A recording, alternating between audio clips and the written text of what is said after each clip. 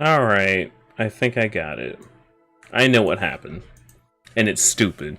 It's settings changing on everything. It's settings changing on everything because of a Windows update. And it's like, you don't even, and I'm sitting here like, you don't even need to touch my broadcaster. What are you doing touching? What are you doing breaking stuff? Just don't do it. So I think I got it this time.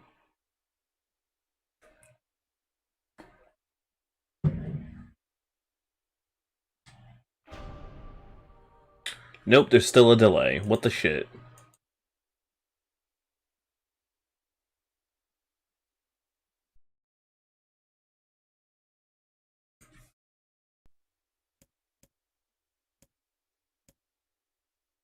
Ugh.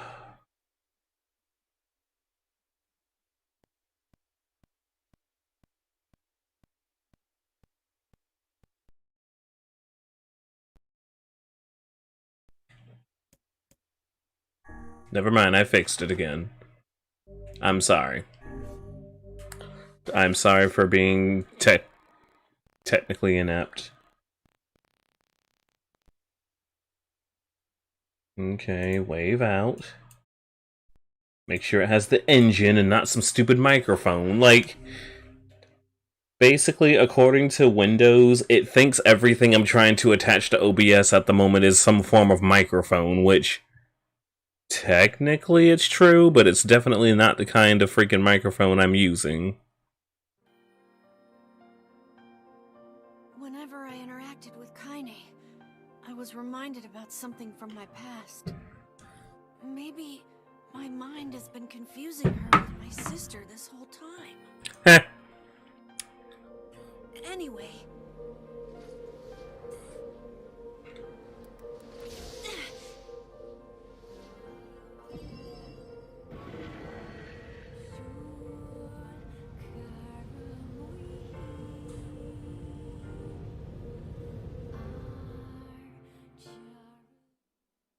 Previously.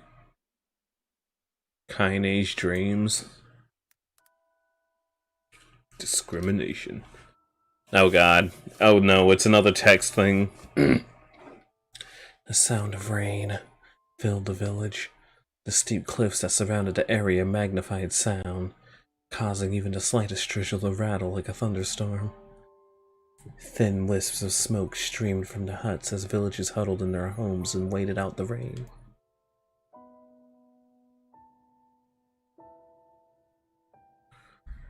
A single child, however, had braved the downpour and was now wandering slowly toward the wooden hawk-shaped weather vane at the center of town. The wanderer reached the vane, which had existed as long as any remember, and stared. The child's face was simultaneously delicate and fierce, like a teacup that has survived a shipwreck.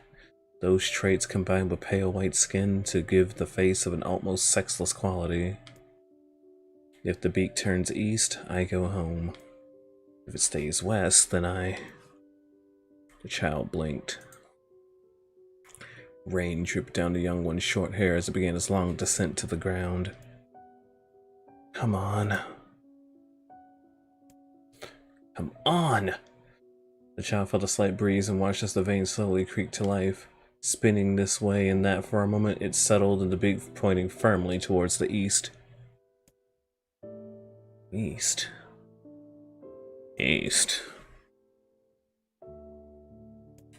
Really?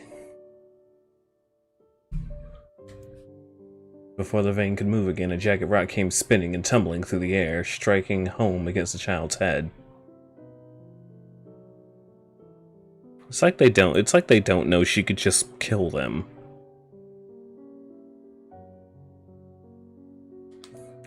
The force of the blow dropped the child to the ground as a hail of stones began to fall around. Oh no, they found me. A heartbreaking smile crept across the child's face as the stones continued their assault. The rain, the sound of multiple footsteps grew louder, and a voice rang out. Yoo-hoo, Kaine. The voice belonged to Demo, worst of all the bullies in the area. As Kaine struggled to stand, a final stone came skittering through the mud and bounced against her foot. Blood oozed from the cut above her eye and blurred her vision, but she could make out the shape of Demo and his usual gang of idiots. The boy seemed taken aback from her by Kaine's seeming indifference to the blood dripping down her face, but quickly regained his bravado. "What's up, freak? You like the rain? You like getting all wet? Or did you finally decide to run away from home?" She knew it was futile. Kaine turned to leave. Before she could get more than a few steps, the other children scrambled to surround her, cruelty burning in their eyes. Kaine knew those were not the only eyes on her. The tormentor's parents watched from the safety of their homes. She was attuned to this sensation, and it was one she had experienced many times before. While some villagers simply turned a blind eye to the action of their children, many encouraged it openly. In a society ruled by superstition and fear, Kaine was something to be hated, and if possible, destroyed. "I didn't say you could leave, freak." Demo's words chewed at her like a worm through an apple. "He can't hurt me," she lied to herself. "Be strong, be brave. He can't hurt me. He can't hurt me. He can't hurt..." "Oh, look, the little freak is gonna cry. What's wrong? Are you sad that everyone hates you and wants you dead?" Kaine prayed for the rain to flood down and carry her away from a world that seemed to have no place for her. But if there were gods, they chose to ignore. As Demo crept closer, the clouds began to thin and the rain slowed. "Even the weather hates me. I'm useless. A failure." Hold on. So you have 30 seconds of total restricted time for the entire game? Yeah. Okay, because I just won because a bot was going to kill me, and I was like, I'll run through this restricted area. I have enough time. Did he just immediately die? He died when I had about 10 seconds left on my restricted timer. But, like, it's not like he was stupid for chasing me. I had this much health left, and he kept regen, he was coming use dash attack, regen, he was coming for that ass. I'm glad I had those first aid kits because I killed the epic unit. But literally, I was like, oh shit, I'm in the middle of, like, I got boxed in and I had to run to a hyper loop, and I spawned right next to this bitch when I was at, like, half health from fighting someone else. And I'm like, God damn it, the bot's gonna win! But no, I'm too good.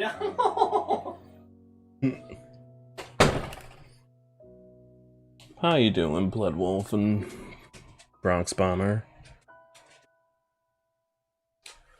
Sorry about that. Just business as usual. I wish Demo's rock would have taken my head off. Kaine couldn't meet Demo's lingering gaze. She lowered her eyes and then stared at the muddy ground below. The bully moved forward until he was inches away. She could smell the scent of old meat on his breath. The boy grabbed Kaine's face with thick fingers and yanked it upward. She tried to run away, but he forced her gaze back and jammed his thumb against her eyelid to pry it open. "Show me." "No." "Did you just say no?" Demo grinned evilly. "You don't say no to me. No one says no to me." Even taking his attention from Kaine, he called his cohorts. "Come on, guys, let's give the freak what she deserves." As Demo finished, kicks and blows began to rain down upon Kaine. Demo paused, still grinning as Kaine curled up to a ball and tried to make the pain stop. "I don't get you, freak. What you acting like a girl for, huh? Everyone knows what you really are." Kaine ignored the question, choosing instead to stare at the weather vane. It continued to point east, as if supremely confident about the future it had chosen for her. Go home? Yeah, that's a funny joke for someone with dead parents and no home to go home to. "Freak!" chanted the children. "Freak, freak, freak!" Kaine closed her eyes and listened to the rain, waiting for the parting pain to start again. As the clutching of the hands of the village closed around her, she bent her mind to the sound of the rain, letting it become her world entire. The rain fell. The pain never came. Only when the laughter of her tormentors turned to terrified cries did she dare open a single blood-caked eye. Kaine was shocked to see Demo sprawled on the ground, holding his head, screaming in pain. She could see blood welling from the spaces between his fat, twisted fingers. Oh my god, he's crying. He's actually crying. Deprived of their leader, the other children glanced back and forth between themselves after waiting for someone to step forward and take charge. When no savior emerged, they all began an uneasy shuffle away from Kaine, but the young girl was the least of their concerns. Instead, their attention was rapt on the ancient woman standing a few feet away. After struggling for breath for a moment, she finally spoke in a voice thick with rage. "Hurts like a bitch, don't it? Now I suggest you scatter before I throw another. And then if any of you bastards ever touch my Kaine again, I'll do far worse than throw a rock. You can count on it." The old woman crouched down and gently touched the hand of Demo, using to recover the wound. Before he could think to progress, she ground her palm into the wound and twisted back and forth. "Ow!" he screamed, Lutu. "Stop it! What are you doing?" "Quit whining. Ain't no one ever died from a scratch." "You hit me with a rock, you stupid bitch! A big one! That thing could have killed me!" The old woman shrugged. "Death is the best cure for..." I'm sorry. I couldn't keep a straight face with that. "Death is the best cure for stupid." Demo's face twisted with rage at her words. Locking his eyes on Kaine, he took a step backwards and spat on the ground. "Get out! Leave this village! No one wants you here! Either of you!" Seeing the old woman grab another stone, Demo and his companions all turned tail and ran. As they fled, the old woman grabbed their side and barked out a single laugh. "Look at the fat boy go! Guess he's healthy enough to run from a fight." The woman's smile faded and she turned her attention to Kaine. Kneeling down, she removed her shawl and placed it around the girl's shoulders, then procured a cloth from the folds of her dress and began blotting the blood from her forehead. "Oh, Kaine," she said, "why didn't you fight back? You're stronger than that lot." The words of her grandmother stung Kaine. She turned away. "Don't be nice to me," she said. "I don't deserve it. Nothing matters anymore." Her tears, held in check for so long, finally began to fall on the muddy ground below. Oh shit! Damn it. Everyone hates me. They think I could do bad. They think I cause bad things to happen. They think I'm a freak. I wish I were dead. As Kaine's tears turned to sobs, she felt her grandmother's hands on her shoulders. Despite her advanced age and diminutive size, she was a woman of surprising strength, and Kaine found herself unable to turn away. "Don't talk like that, girl. It's a river wide and deep that flows between the realms of the world and the nets, and it grants no mercy to any that attempt the crossing. You've got a duty to fight until your last breath. Understand?"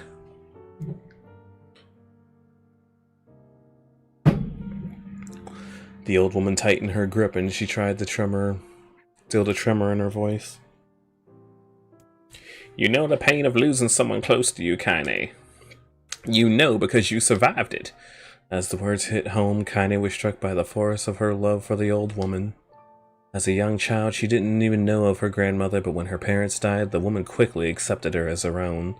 Grandma, as Kaine called her, was cunning, vulgar, and quick to violence, and their first few years together had not been easy. But with each year that passed, Kaine and her grandmother had grown closer. However, it was only now, sitting in the mud with tears and blood caking her face, that Kaine truly understands the depths of her affection. Here was a woman who had seen hard times, who had seen death, who had fought through all these things and somehow emerged on the other side. If anyone could understand Kaine's pain and loneliness, it was her. Do I make you sick, Grandma?" "Course not! Don't be an ass!" Kaine drew her daughter's moth-eaten shawl around her body and shuddered.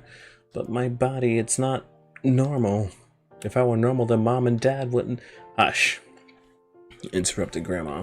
"I'll not hear another word of this nonsense. You're my granddaughter, and I love you, and if folks have a problem with that, they can just go to hell." With that, the old woman reached out and placed a wreath of dried flowers in Kaine's hair. The skill it took to bend the flowers without breaking the stems or losing a single petal was remarkable, and the beauty of it made Kaine want to cry all over again. "Oh gosh, these are lunar tears. Grandma, you made this for me?"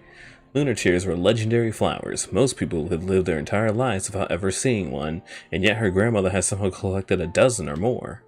Kaine reached up and touched the wreath as if she couldn't believe it were real. "Where did you find these?" "Just stumbled on them while I was out doing the shopping." The old woman turned away as she spoke, leading Kaine to suspect that the search had been more difficult than she was letting on. The pains she took to construct the ornament, let alone track down the flowers used in its construction, made Kaine's heart hurt.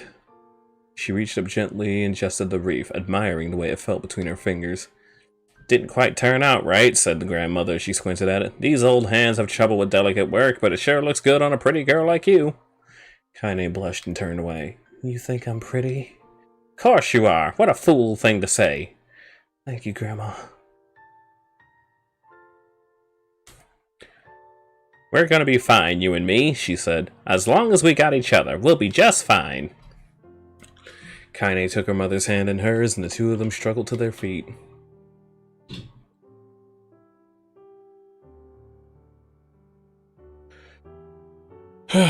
As they began the long walk home, Kaine gripped the hand with all her might as if trying to stop the smoke from drifting away on the wind.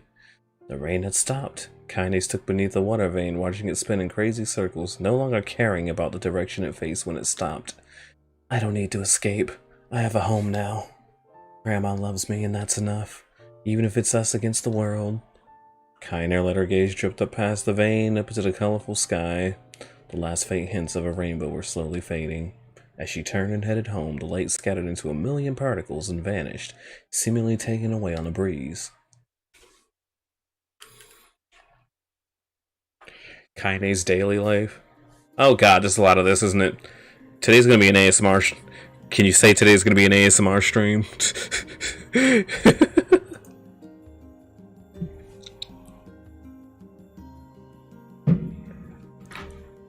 In the distance, Kaine heard the steady sounds of an axe striking wood. The noise had a purposeful quality to it, as if she was hearing a master woodsman go about his work. The firewood being produced, however, was far from a work of art as can be. Pieces of every shape and size were being flung about in the barren yard with wild abandon. Anyone trying to stack such wood would probably die of frustration before the job was through. Stupid piece of shit axe! Oh shit.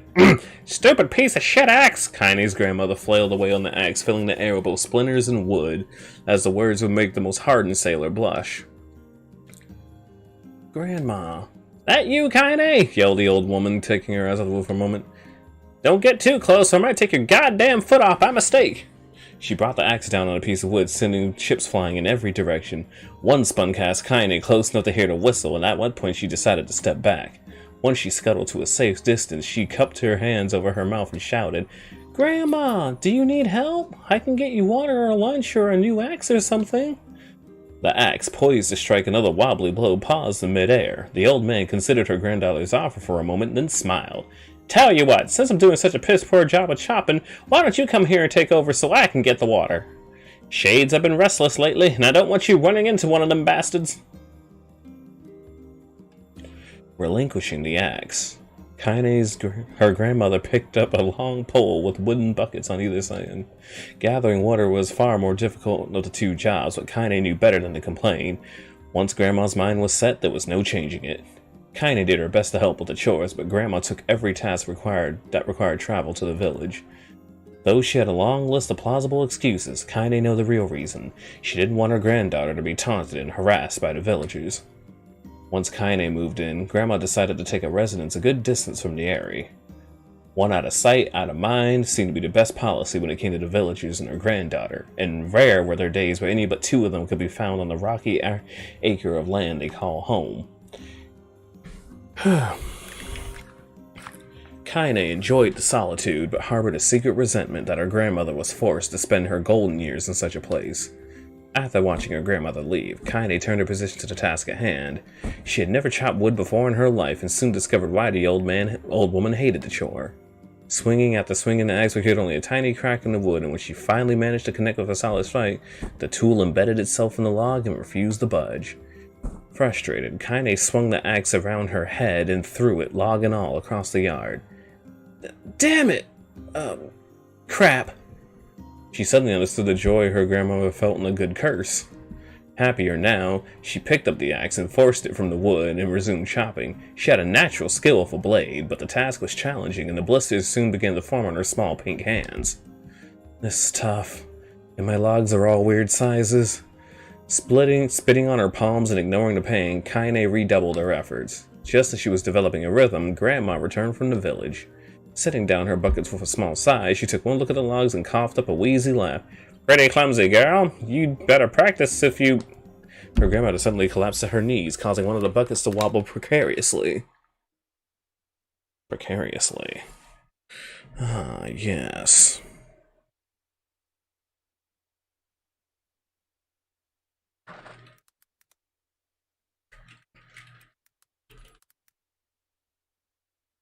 God damn it. It is too hot. Because, just because it was feeling nice earlier today doesn't mean you shouldn't turn the damn AC on. Holy shit.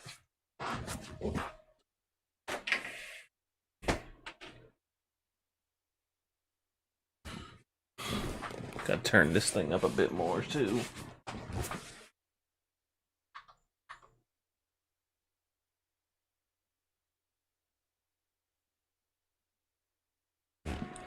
Don't know if you can hear my little AC box, but it's freaking hot as balls in here.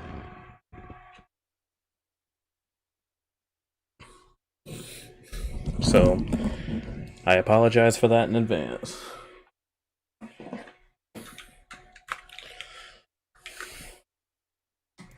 Eyes widened, Kaine dropped the axe and ran to her grandmother's side. Grandma! The old woman shook her head and pointed a trembling finger at the bucket.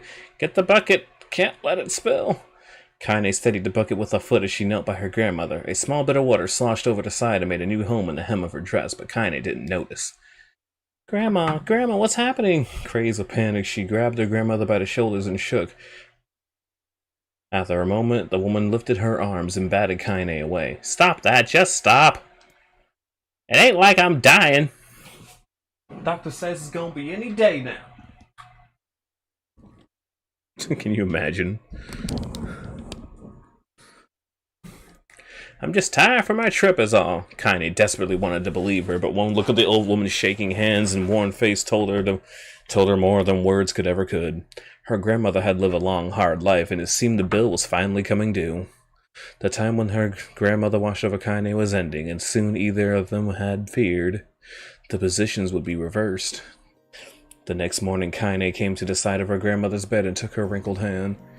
Grandma, you're sick and need medicine. I'm going to the village. The old woman shook her head and tried to rise, but Kaine gently pushed her back down. It's all right. It's all right. It's all right. I'll be fine. Her grandmother fixed her with a gaze that could melt steel. After what seemed like an eternity, she finally lowered her eyes and sighed. Custom role icons. Oh, it's another server boost thingy.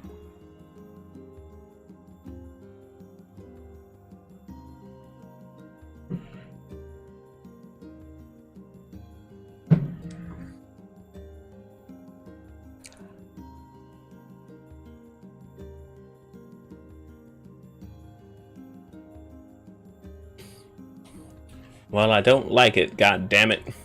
But I guess I should quit being so stubborn and let you grow up. The old woman watched as Kaine strapped on her boots and made her way down the road to the village. Hours later, an unseen sun made its way across the dark and rainy sky. She was still watching.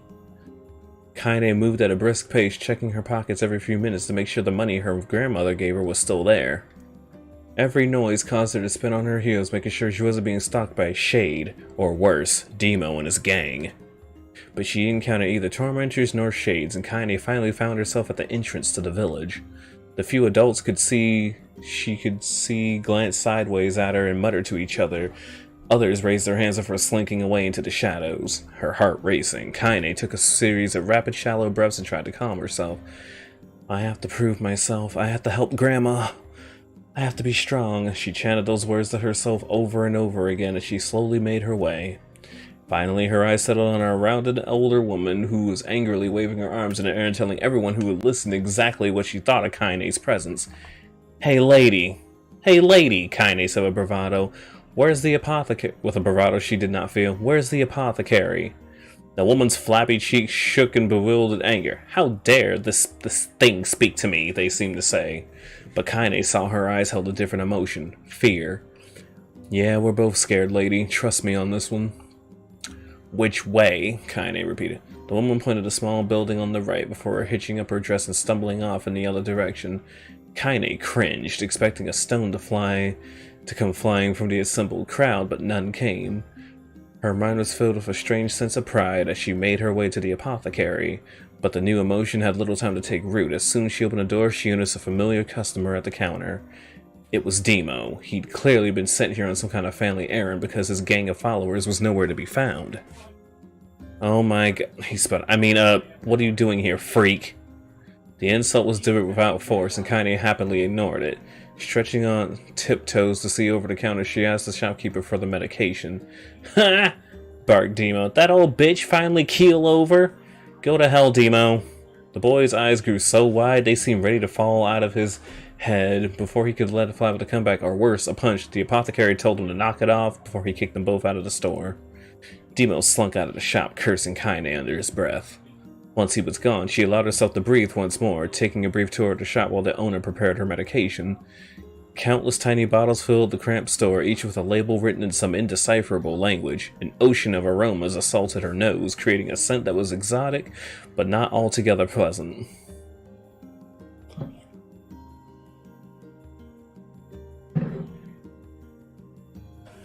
Seeing such a variety of supplies gave Kaine a sense of peace. Surely, in a world so vast, there would be a place she could call home.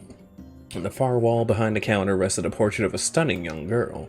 The picture had once contained bright, vibrant colors, but time had worked its cruel magic and they were beginning to fade. The beauty of the artwork, however, remained undiminished. You like that picture? Kaine turned to the apothecary with a small vial of medicine in his hand. His eyes were gentle, but sad. They seemed to stare through her into nothing as he spoke. That's my daughter. I sketched it out when she was just a little girl. She's been dead a long time now. Kaine didn't know how to respond. She just stared at the portrait and tried to come up with the right words. Pictures are wonderful things, continued the shopkeeper. They let the ones closest to you live on forever. He shook his head slightly and looked down at Kaine and smiled. Handing her the medicine, he reached into a sizable green apron and produced a handful of old wax crayons. You should have these. There's no one left that I have with... Shit, I can't read. There's no one left that I wish to draw. Kaine took an instinctive step back, causing the shopkeeper's face to darken. Yes, I've heard the rumors about you, he said. It's a small village, and words travel quickly. Between you and me, I'm not sure which of them to believe, but I also don't think they matter much. I know your grandmother, Kali, and I think the way she was driven out of this town is just deplorable. Grandma's name is Kylie? Kali? She was still mulling this new fact over in her mind as she reached out and gently took the crayons from the apothecary's hands. Your grandmother is an old friend of mine, he said as Kaine scooted away yet again, and I owe her much. I wager she'd like it if you would draw a picture of her. Yes, I think she would like that very much. Kaine murmured a quiet agreement, but inside her heart was bursting. Never before had a villager treated her with anything but complete contempt. It was a tiny, almost imperceptible step, but it was a step nonetheless, and with enough tiny steps she might one day discover the rest of the world. When Kaine returned home, she found her grandmother asleep in her bed. Her feet were blackened and raw, even bleeding a bit in pieces, leading Kaine to think that she had been pacing around the room until exhaustion finally caught up with her. She placed the medicine by her grandmother's pillow and turned to leave, but found the old woman's hand clasped around her arm. Back already, are you? Asked her grandmother with a yawn. Come here, let me have a look at you. Grandma sat up and examined Kaine from head to toe. Finally satisfied that nothing terrible had befallen her grandchild, she leaned back and allowed herself to relax. Well, how was it? Those bastards give you any trouble? It was kind of fun.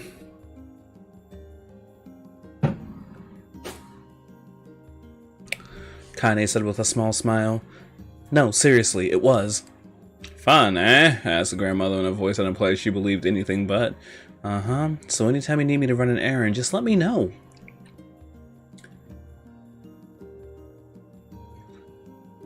As she spoke, Kaine removed the crayons from her pocket. After a brief explanation of their source, she informed her grandmother that she was going to sketch her portrait. A portrait of me? Ridiculous. No one wants to stare at a wrinkled old crone. But Grandma, it'll make you live forever. Horse shit, said her grandmother, throwing back the sheet from her bed.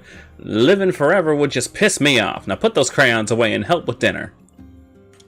But Kaine would not relent, and in the end, Grandma found herself leaning against the wall of her house as if posing for a master artist. Kaine took up the crayons, eyed her subject carefully, and set to work. Just as her grandmother was about to nod off, Kaine finished the piece. After staring at it for a bit, she released it from her grip and let it slowly drift to the floor. "It's terrible. It doesn't look like you at all." "I'm sorry, Grandma. I thought these crayons would, make drawing easy or something." The old woman's eyes narrowed in her granddaughter's disappointment. "Let me be the judge of that," she said, ignoring the pain in her back and reaching for the paper. The sketch could have been a person's face, it could have been a boulder, or a lump of clay, or even an incredibly misshapen loaf of bread, all rendered into a chaotic array of crayons. The old woman stared at the picture for a long time, and then slowly wheezed out a laugh. "Oh, Kaine," she said between, "you truly are my blood. You're as clumsy as me, and I love it." "But hush, I won't hear any more bull about how ugly you think it is. It came from the heart, and I'll treasure it always."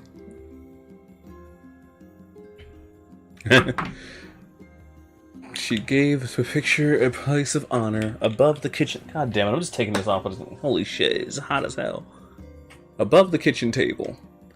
The days that followed, Kaine would often catch her staring at the portrait with a strange smile on her face, an action she interpreted as silent, mocking laughter. A week later, Kaine could stand it no longer and asked her grandmother to take the artwork down. "Posh," said the old woman. "I'll take this down when they roll me in my shroud." She pondered this for a bit and then turned to Kaine and dropped to one knee. "Listen to me, girl. Seeing this picture makes me happy in a way I've never felt before. And it makes me want to go on so that someday you can feel the same happiness." It was a moment that buried itself in Kaine's memory, a perfect blend of pride, love, and joy that came together in the form of a lifelong remembrance. She swore to never forget this moment, to never forget the old woman who had made her place in the world possible.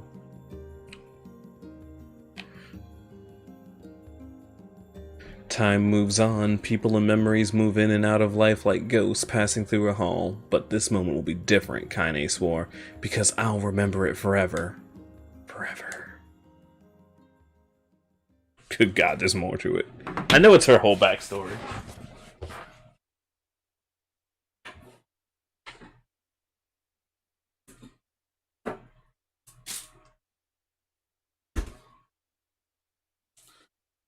So, here's the thing, like, my boss is a Naruto fanatic. He's also my age, which is why he's a Naruto fanatic. And we were just reciting this one bit where they say, well, because it's like, Shikacho, they're just sitting there and they're like, are we gonna get any screen time?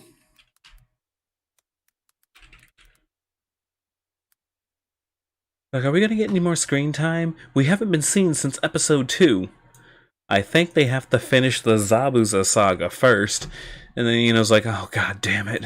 And then Shikamaru says, well, at least we have more screen time than 1010. I think the world has more screen time than 1010. And then my boss randomly chimes in with Naruto Swing has more screen time than 1010. And then it just hit me. Oh my god, you're right.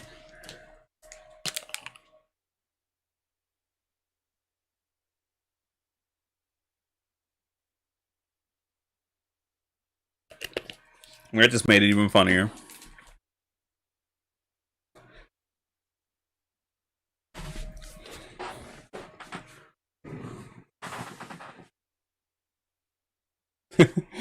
It's like, maybe that's why she's kind of broken in Clash of Ninja Revolution. Kaine listened to the sound of crackling firewood and stared at the black object on her plate. She had been pushing it around the wooden disc for a good 10 minutes, ignoring the bemused stare of her grandmother.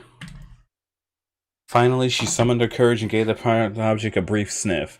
A sharp, bitter scent flew up into her nostrils and made its home there, causing her face to twist in disgust. Grandma, I can't believe you want me to eat a bug. The old woman threw some kind of wood under the cooking pot and snorted. It's no bug, you fool girl. It's a berry. Why the hell would I be feeding you bugs? Yeah, well, it looks like a bug, said Kaine, and I think it's burnt or something because it smells terrible. With that, Kaine held her nose and threw the berry in her mouth, chewing as little as possible.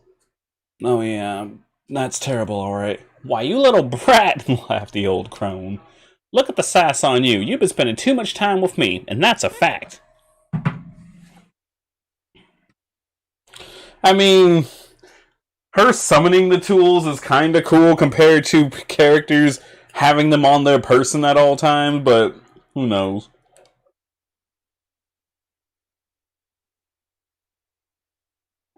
I'm just remembering the abridged series taking the piss out of her too. Lee just dashes around and snaps your spine.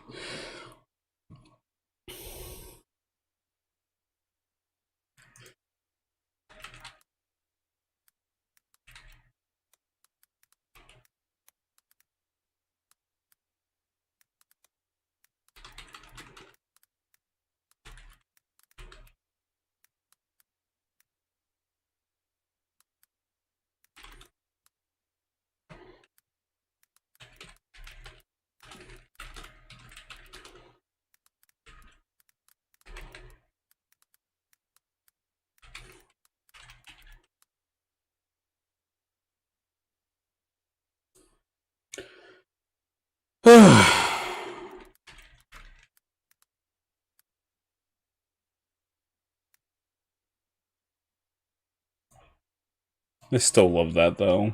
Well, at least we get more screen time than 1010. I think the world gets more screen time than 1010.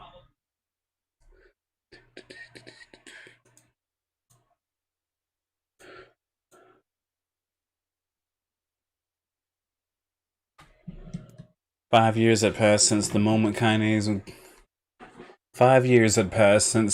when Kaine's grandmother saved her from the bullies.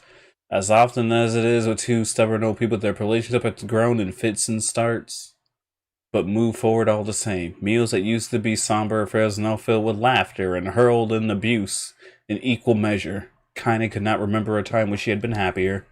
As the years went by, Kaine started to shoulder more and more of the daily responsibilities. Her grandmother's legs grew weaker by the day, and she could no longer do many of the chores she used to take for granted. So this morning found Kaine lacing up her work boots with a breakfast and a burned berry rolling through her belly. Where are you going today? Kaine looked up surprised. The old woman rarely asked for specifics anymore. Well, I was gonna go check out the kalana trees to see if they were ripe. I thought we could make some jam or something. Oh, and I wanted to pick up some flagstones, so I need to take the wheelbarrow. Flagstones? What in the hell for? Kaine stared at her grandmother, then held out her arm and swept it under their home. Constructed mostly of cloth and rope and rubble, the old place sagged like a boxer in the final round.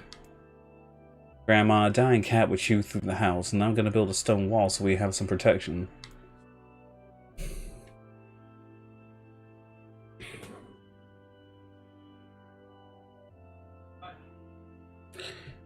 Take this! Primary Lotus!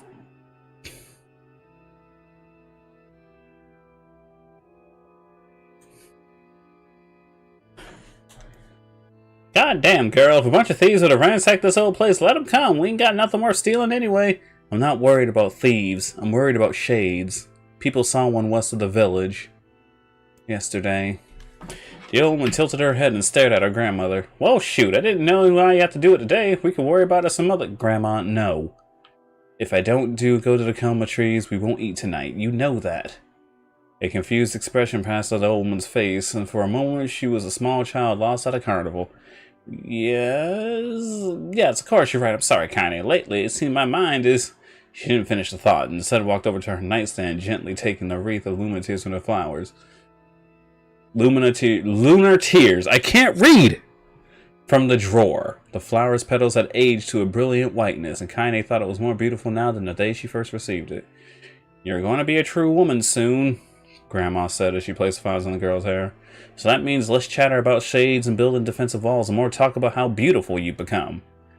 Annoyed, Kaine reached up to remove the garland, but the look on her grandmother's face stopped her hand. You're a beautiful thing, the old woman said. There ain't nothing like you. There ain't another like you in all the world. I'm very proud of you.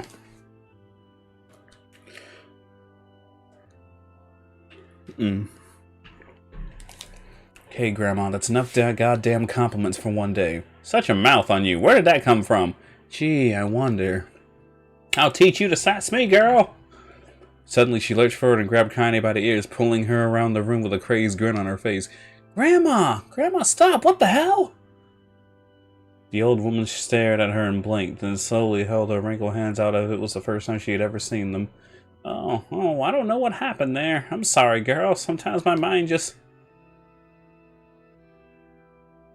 Kaine thought the look on her grandmother's face was the most heartbroken thing she'd ever seen.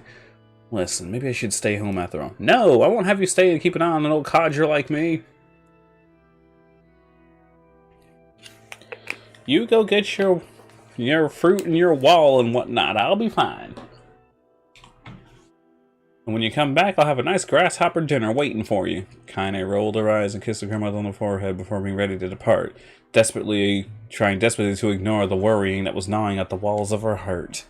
Kaine could feel the old woman's eyes watching her as she moved down the path. Don't turn around, she told herself, but at the end, the temptation was too great. She spun on her heels for one final look and saw a small, bent woman standing in front of a ramshackle but with a sad expression on her face. Gosh, she looks so old now. It's like the wind could reach down and just carry her away.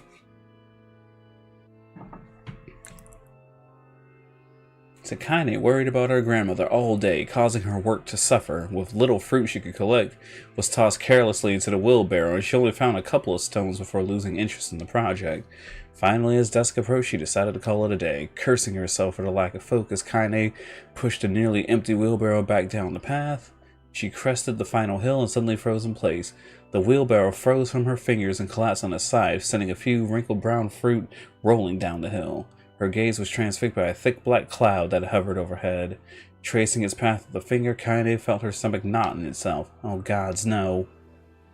Her grandmother's house was ablaze, the flames licking up as if trying to touch the sky itself. Grandma! Grandma! She ran then, faster than she'd ever moved in her life. Once she tripped on a small stone and went sprawling into rocky ground where she leapt to her feet and continued running, unmindful of the blood that spilled from her wounded hands and knees. As she got closer and closer, Kaine's mind began to race in time of her footfalls. It's too dark. It's too dark, not just fire. It can't be fire, there's too much smoke. Gotta save her, gotta save her. She burst into the front yard and came to a sudden halt, her worst suspicion confirmed. The smoke was from the fires mingled with the black, inky blackness of an enormous shade. The massive creature supported itself on 3 twisted feet and achieved balance through means of a large armored tail. Scales and horns and claws sprouted from its body in a random chaotic pattern. You forgot how long this is? As if designed by some insane god. Seeing Kaine, it let out a roar and flicked its tail, sending small whirlwinds spinning around the yard. For a moment the creature retreated into the shimmering blackness, but as her mind was unable to comprehend such a thing could actually exist, but then the smell hit her, a blend of rotten meat and excrement, and the horror became real once more. The creature bellowed again. This time Kaine responded with a scream of her own. You bastard! She thought her sarcasm echoed off in the high cliffs. It's you or me, let's go. The shade eyed Kaine with bemused interest. It then began to look at her, from her to the house and back again, as if urging her to look at the destruction it had so gleefully wrought. With dread building in her heart, Kaine constantly out of the house. Through the smoke and the flames, she spotted a small figure struggling to escape the ruins. Grandma! At the sound of her voice, the old woman began waving frantically. She's alive, alive! Oh lord. This is terrible. Kaine's legs sprang to life as she ran across the yard towards the flaming wreckage of the house. Before she could advance more than a few steps, the shade opened its mouth and let out a roar powerful enough to uproot trees and send them flying. The blast sent Kaine tumbling through the air until she smashes against the rocky earth. Stars danced in front of her eyes as she tried to remember how her legs work. Get up! Get up! Get up! Get up! Get up! Get up now! As Kaine struggled to her feet, the shade stomped towards the house and pinned her grandmother to the ground with the tip of a claw.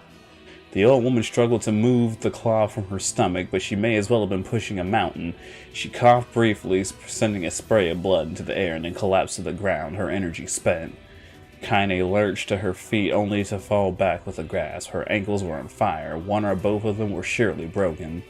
Ignoring the pain that screamed through her body, she began dragging herself across the ground, leaving a drunken trail of dust and blood in her wake. Grandma. Hold on just a little longer. Her grandmother's face was turning blue, her eyes rolling back until the whites were exposed. Kaine pulled herself across the ground with maddening slowness, the distance seeming to increase with every step that passed. The shade glanced between the two women and flicked out his tongue, the giant mouth turning up in corners. Short, panting breaths belched from somewhere deep in its core. Bastards laughing at us. She had no idea how such a mindless creature could experience emotion, but there could be no doubt the shade was taking joy in their suffering. I see your plan. The shade moved its claws slightly, allowing Grandma to breathe again. It was clearly keeping her alive only to snuff the life out of her when Kaine was close enough to touch her. I'm gonna kill this bastard. Good lord. Summoning all her strength, Kaine rose to her feet. There was a sickening snap of her right ankle as the foot twisted backwards, but she forced it from her mind and began to hobble towards the monster. Pulling a small knife from the pouch of her waist, she leapt on the foot that pinned her grandmother down and plunged the weapon deep. Give her back! Give her back to me! It was like stabbing a rock. After a few swipes, the knife broke at the hilt with a dull snap. The shade panted laughter again and raised its tail and sent it rushing through the air toward the young girl as it latched to its foot. Kaine never had a chance. The tail struck her square in the chest and sent her crashing into the burning wreckage of the house. As she laid on the ground with blood pouring from multiple wounds, a small, weak voice opened up. Kaine. Kaine's vision blurred, but she forced herself to focus on the sound. Finally, her eyes cleared enough for her to make out her grandmother's hands reaching out for her, out to her through the smoke. Grandma? Kaine, you gotta run. You can't mess this one. Kaine grabbed the hands and held on with all her strength. Grandma, come on, we have to go. The old woman coughed loudly. One of her hands, slick with blood, slipped from Kaine's grasp and thumped to the ground below. Grandma, no! No! I said run, goddammit. You have to live. You have to get through.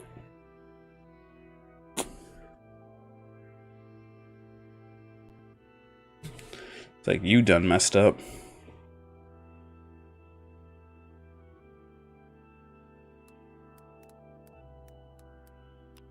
The thought would stay forever unfinished. Before she could say another word to say it.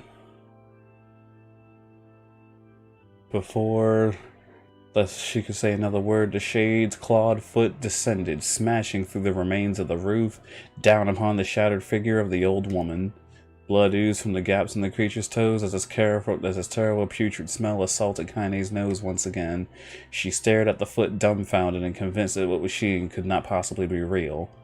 When the creature finally lifted its appendage, all that remained underneath was a twisted, unrecognizable mass of rubble and red. Her grandmother was gone.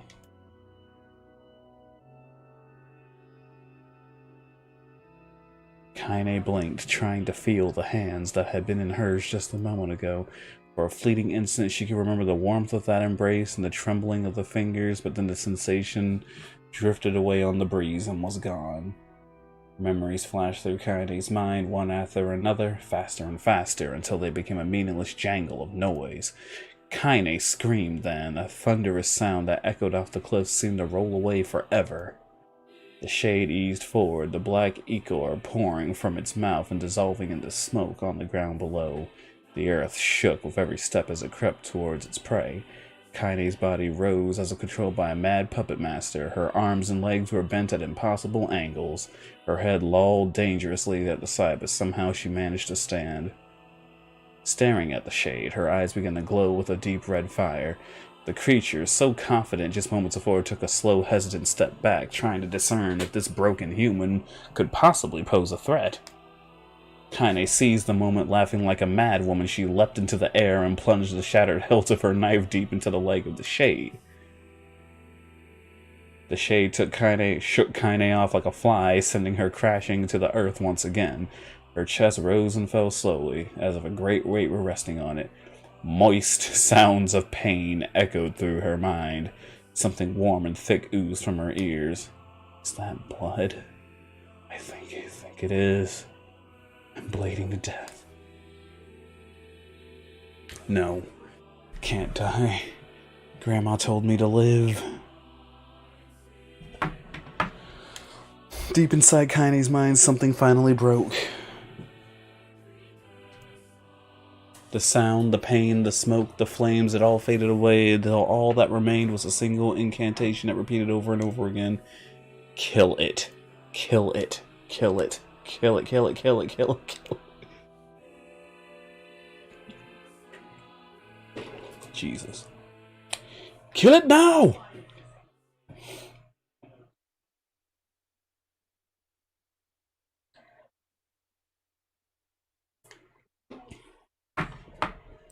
And her desire lived to bend into one. The distance between the heart roots grew longer and longer and longer. Oh, God.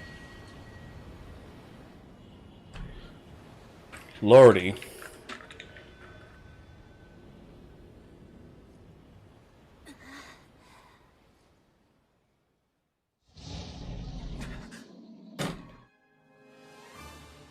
The beast approaches. Oh, I know.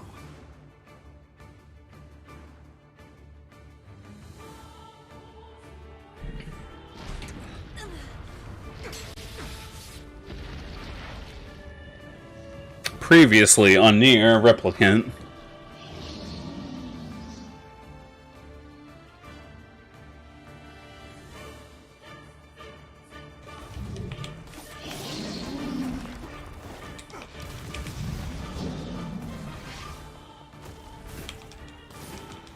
What anger this creature must have.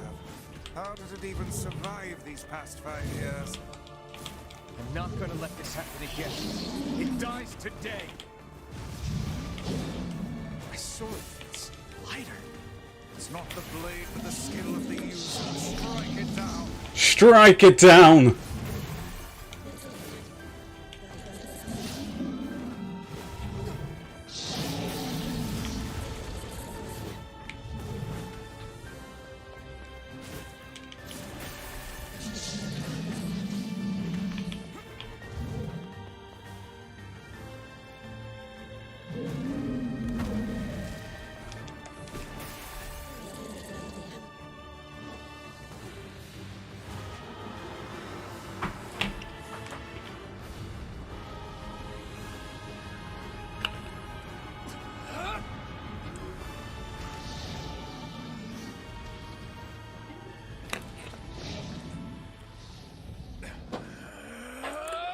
Hey, look, it's a blood fountain.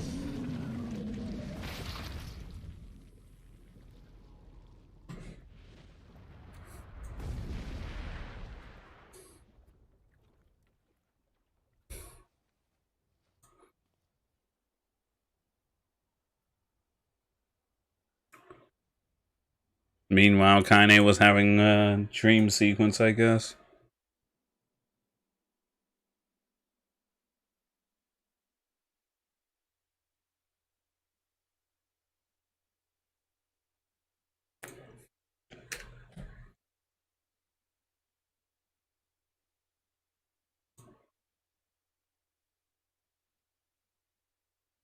Oh God, there's more!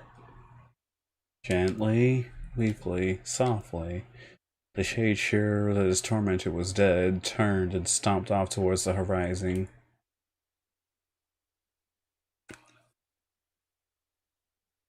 Stopping along the way to bellow one final war. Couldn't kill it. Shame beyond imagining, Kaine tried to turn her head to the side, but only succeeding in coughing up a huge gout of blood. It was getting difficult to see, and only after a moment of fierce concentration did she realize her left eye was gone. Laughing to herself, she turned her remaining eye to the ruins of her own and noticed a ragged stump of an arm resting a few feet away. Yeah, that's mine, she thought with a mad giggle. This is going to make clapping a real bitch.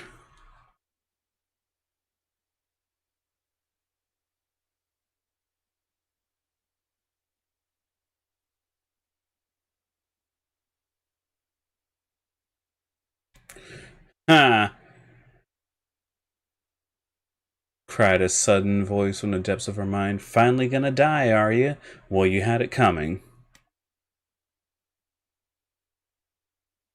Go to hell, Demo, she thought at the unseen assailant. Go to hell before I pluck out your eyes and feed them to a dog.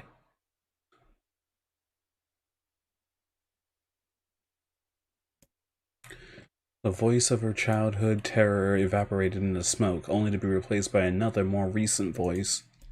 Hold still, said the apothecary, materializing from the ruins like a ghost. I want to draw you. That way you can live forever. No, stop. Don't want to live forever. Want to die right here? I see, he said quietly. Well, if that's what you want. The spectral shopkeeper fluttered in and out of existence for a moment, and then produced a piece of paper and sketched quickly. After a few seconds, he turned the page to Kaine and smiled. Since you rejected my offer, I decided to draw someone else. It was a picture of her grandmother, as real as life. Kaine opened her mouth to thank the man, but was stopped as the picture began to blacken in the middle, and before she could say anything, dozens of multi-legged insects began to swim across the image, tearing at it with sharpened pincers. No, stop it. Don't hurt that picture.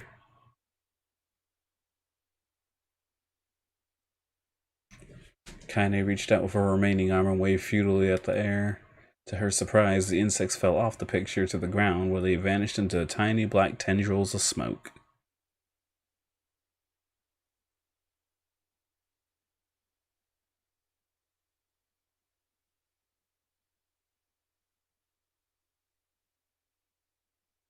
Just makes no sense.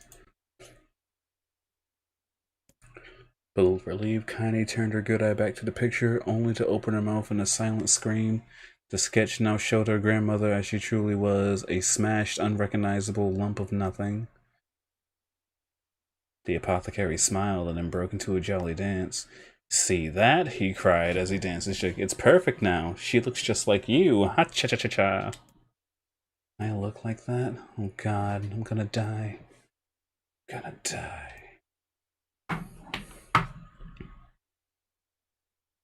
Little Willie.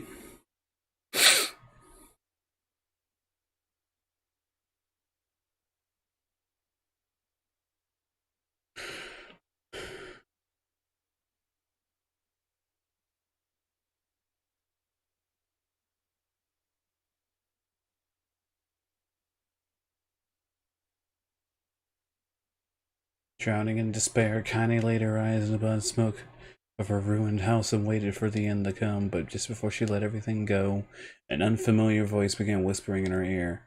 Ain't you got a wish, sunshine?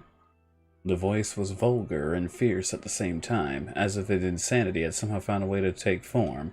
Kaine wanted to scream at the voice, crawled under her skin, but her lungs refused to work. You know, a wish, like a prayer or something? Why don't you get on your knees and start praying to heaven? Please, invisible man in the sky, save me, save me. Kaine apparently resorted to shouting at the voice with her mind. I don't make wishes, they don't come true for me.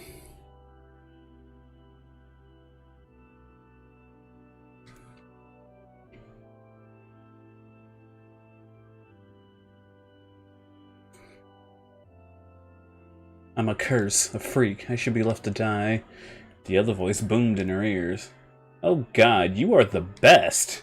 Kaine glanced in and saw a black shiny substance oozing from her leg. She tried to brush it away, but her remaining arm would no longer respond. The substance slowly crept around her feet and then began moving up the rest of her body. Is this death? Is that what this is like?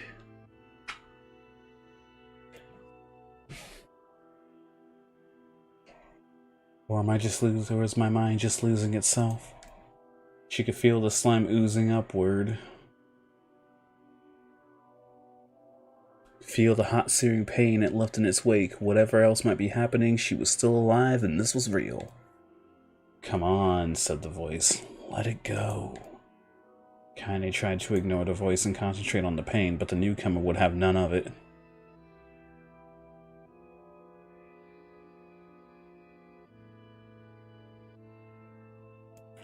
Don't ignore me, sunshine. You're ready to give up, ready to die, so why not let me have it? Of what? Your body! Come on, give it to me. Give it to me. I want to stand on the ground, feel the rain, taste the wind. The voice paused as if licking its lips, and then it resumed. It was filled with mad, unabated joy. And I want to take your hands and use them to choke the goddamn life out of people. I want to tear out their throats and bathe in the blood, just like before. In response, Kaine shifted her head and vomited. The warmth of it crept down her front and mingled with the pain of the encroaching black ooze. Are you a shade? Yeah, maybe. What of it? The slime reached her face and crept up her nose and slowly oozed into the socket of her missing eye. The moment it touched her brain, Kaine was struck with the most powerful sensation she'd ever felt in her life. It was ecstasy. She wanted to scream with delight, and all she could manage was a small, whispered moan. Feels good, doesn't it? Asked the voice with a chuckle. Yeah, what can I say? I know how to please the ladies. Now give me that body. Come on, give me the body, and I'll give you more of this feeling. It's a fair trade. The black lump began to protrude from Kaine's skin as she watched it grew longer and thicker, eventually taking the form of her mission arm. I can see better, she thought. My eye must be growing back too. The slime reached up to envelop the rest of her face, but she managed to brush it away. Stop, she whispered, marveling at how she had regained her voice. Stop. The black ooze hesitated as if considering this request, but then quickly shimmered down her body before disappearing in a cloud of smoke. Ah, what the hell, sunshine? Screamed the voice. I thought we had a deal. I thought you wanted to die. Grandma said, can't die yet. A brief image of her grandmother, bloodied and broken, flashed before her eyes. She shot a shade that killed her, and it was mocking laughter. Then she closed her eyes and forced the image from her mind. Her whole body was quaking with rage, and she opened her eyes again. They burned bright red. That thing took my grandmother. I have to kill it before I die.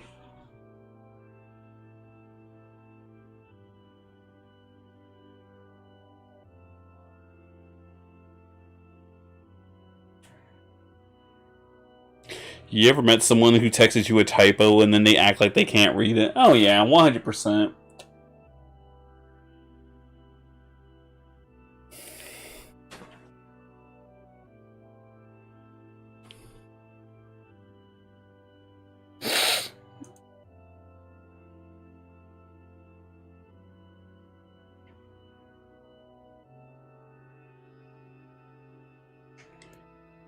Kaine glanced down with a mysterious pattern. The pattern of the shades burned itself onto her left arm. Well, I'll be damned, said the voice cheerfully. Look at that, sunshine. I think you and me are going to be good friends now.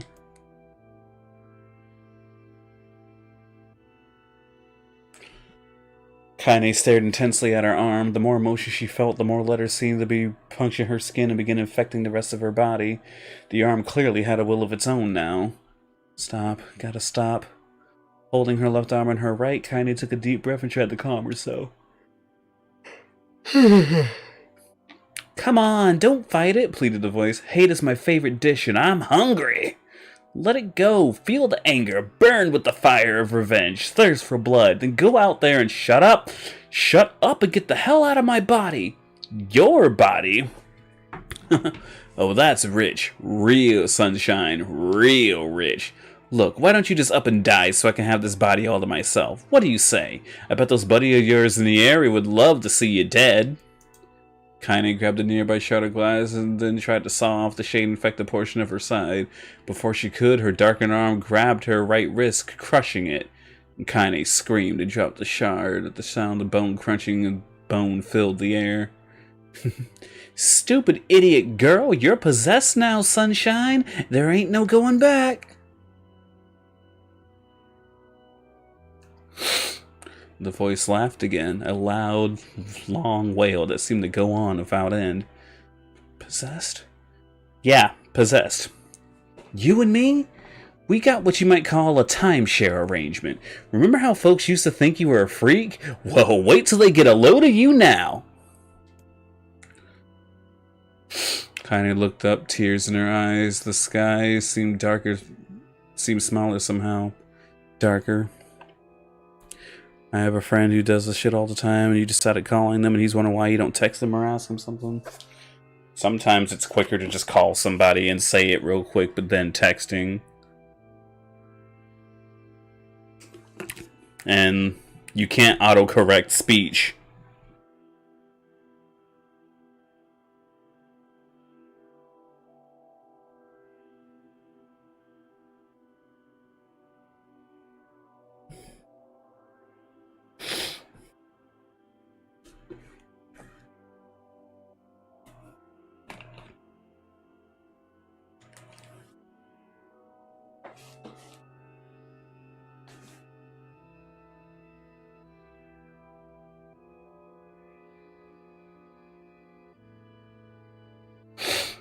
God damn it.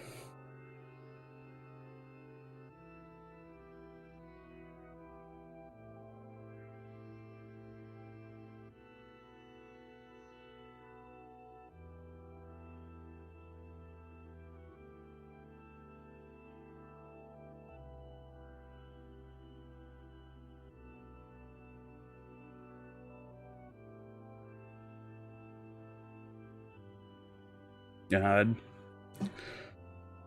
It's been an hour. Is this because of that shade? Is this how they see the world? So, listen. I know this whole possession thing seems a bit sudden, but it ain't all bad. There's plenty in it for you, too. I'm a very powerful creature, Sunshine, and now that power belongs to you. You got enemies? People you want to kill? I can make it happen. That little fat kid who kept picking on you? That big old shade that squashed your granny? We'll wrap them up in their own assholes. No more abuse for you, Sunshine. No more pain. Wait, you're a shade. Why would you help me kill another shade? What do you think? I'm some kind of racist? Killing snob?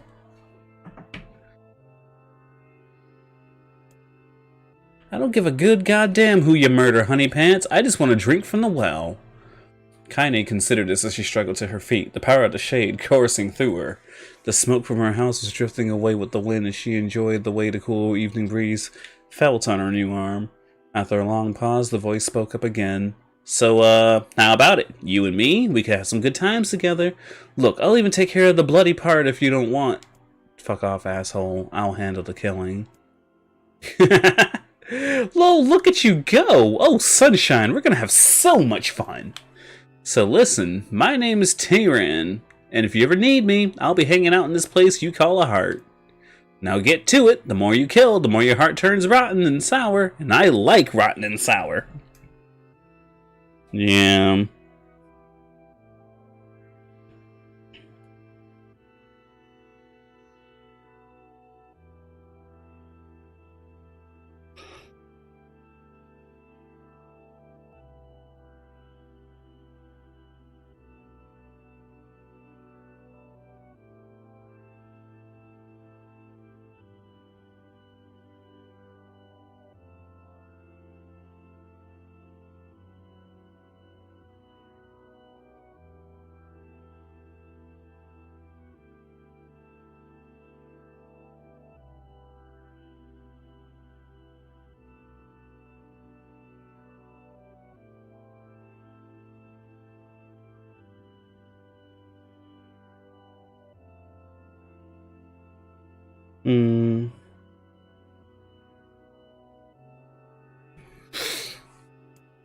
Kinda found herself nodding twice.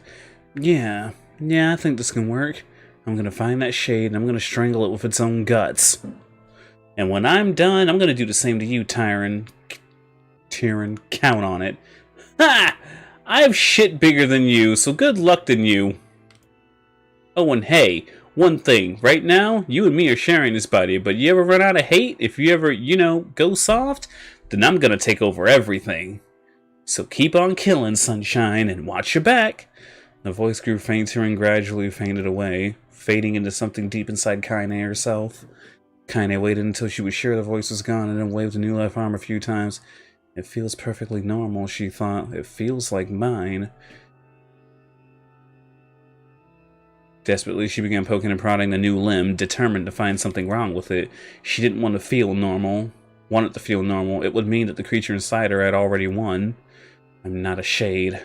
I'm Kaine. Repeating this mantra in her mind, she slowly began digging through the rubble of her house, being careful to ignore a certain red-stained spot in the corner.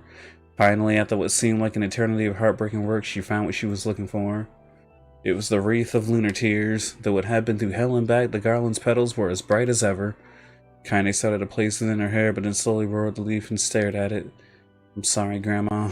I'm so sorry. But I don't deserve to wear this anymore. I'm possessed, corrupted, a freak.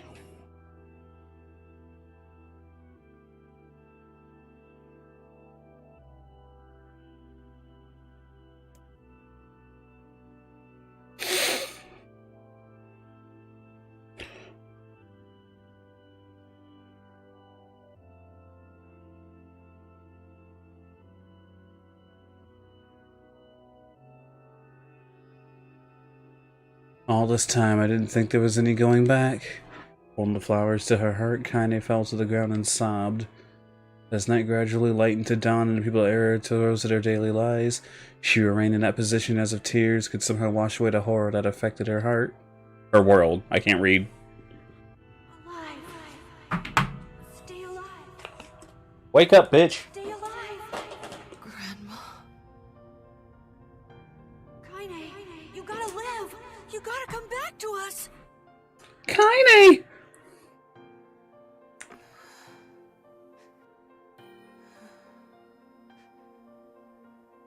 It's kind of funny just seeing Emil's derpy little stone head.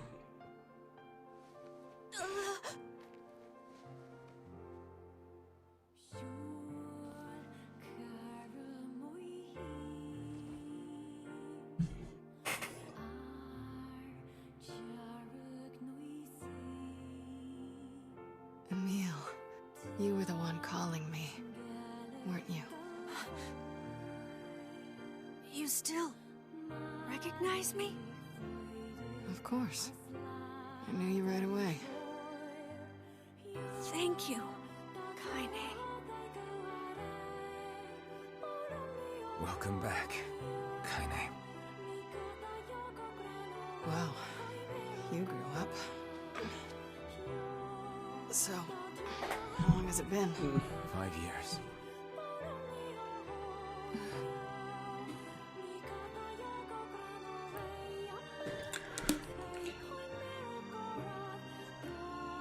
Kaine's like, holy shit. Kaine's like, oh no, he's kind of hot. That's a long time. But now we have backstory on her wrapped up arm and leg. Any luck with Yona? We are still no closer to finding her. We need a way to locate the Shadow Lord. They could have cutscened it, but yeah. Is that a lunar tear? It's not as good as your grandmother's, but I tried. No, it's great. Thank you. So now majority of this stuff, unless it's new dialogue, I can just skip it, to be honest. From her long petrified sleep. Emil's unflagging kindness.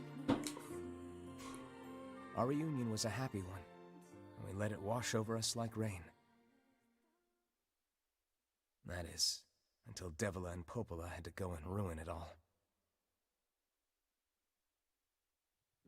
That is until Devila and Popola had to... Are you kidding me? Please try to. People are tired and scared. This is crap, and you know it. It's okay. I can hear the shades now. Outside. No one's sleeping outside. You and Kaine saved this village. People are afraid of us, as long as you're still with us. Right, Kaine? I'm used to sleeping outside. But We'll see you later. Sorry about this. Oh, for when Kaine attacks me, it'll be talking shit the whole time. What is the matter? Kaine always sleeps out. Never even occurred to me. Damn it. We should... Oh yeah, the Shadow Lord is a character. I didn't get much sleep that night. For the first time in my life, I hated Devila. For the first time in my life, I doubted Popola. But those feelings are I pointless. go to the house and I can now do the DLC. Okay, I'll do it. They said and did what they did for the sake of the village. to protect it from the horror of the Shades.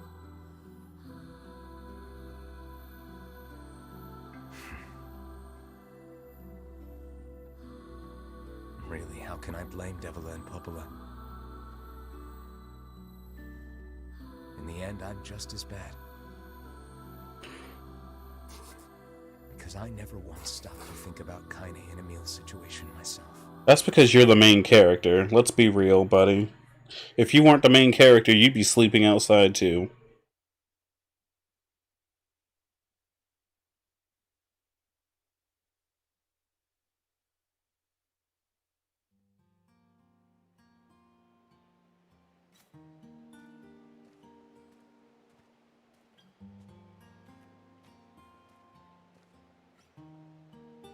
I should apologize to Kaine and Emil. But what good would that even do? Wait, is that? Oh hey, new cutscene. Campfires are weird, aren't they? I'm so happy to get to talk to you again, Kaine. Yeah, me too. I tried everything I could think of to save you, you know. I polished you with a special cloth. I poured warm water over you. I polished you with a warm cloth? Wait, you poured water on me? Kaine, shut up. You were a wall then. Yeah, but it didn't really do much except make you all shiny. Hey, Emil. I guess you noticed how I look different now. Papa Nier. I'm sorry, Emil. I'm sorry for all of it. Well, I mean, this new form isn't all bad, you know? I don't have to eat. I don't get cold. I can't feel anything. At least I can look at you when we talk, right? Hey, so why don't you tell me something about yourself? I'm a badass bitch. That's all you need to know. I'm not very interesting. Sorry. Come on, I just want to know you better. Please?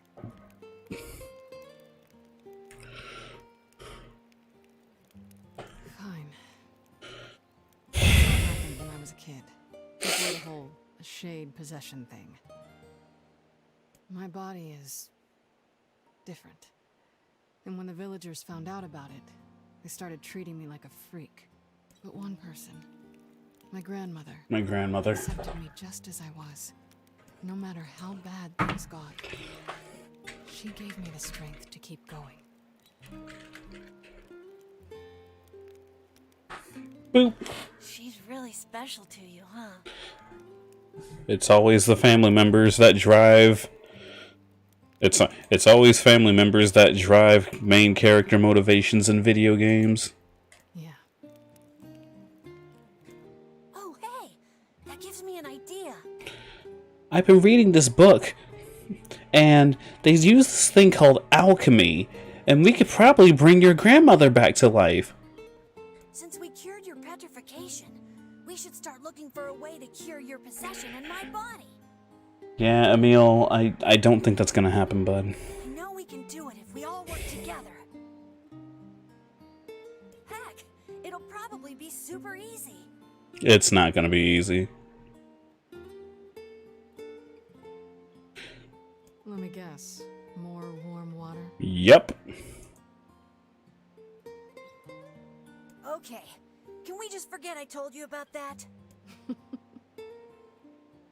It's just kind of funny. He was like, wait. Warm water?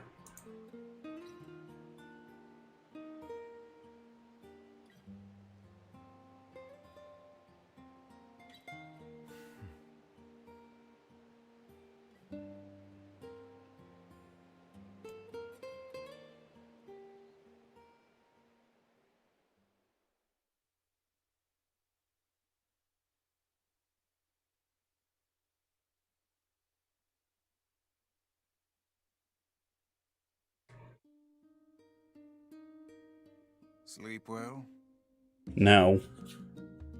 Sure. And yet your red eyes tell a different tale. This is the kind of extra cutscenes being added in random and at random that like re-releases do. If you know what I mean. And I don't mean like re-release of like this caliber. I mean, you know how sometimes extra cutscenes get patched into games for no fucking reason. Don't be so hard on yourself, lad. I need to go see Devila and Popola. Very well. Or it's just a reminder of how, you know, like, I'm still convinced that, like, at the time, like, I'm still convinced at the time that God damn it! I still, it's still, God, it's still there. What might that be? It's Mom's diary. I have not heard you speak much about your mother. She got the Black Scrawl and died when I was little. My apologies for bringing it up. It's alright. I can barely remember her face anymore.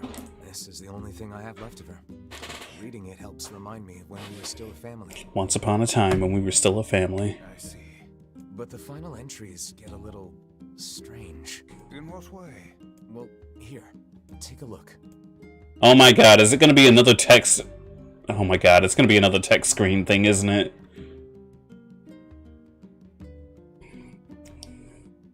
Say there. Can you not hear me?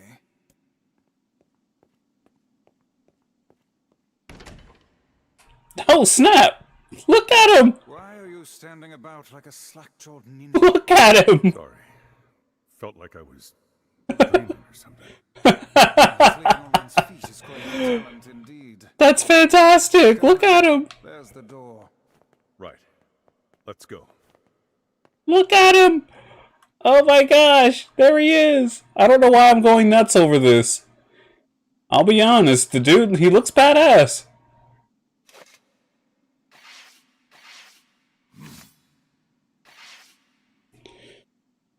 I'm getting weird Witcher vibes from him for some reason, which I probably shouldn't, considering I know little to nothing about The Witcher, but like, get beyond this point, you'll be unable to save until the battle is over. Do you want to go through the door? Sure. Oh, really? So that's what they did?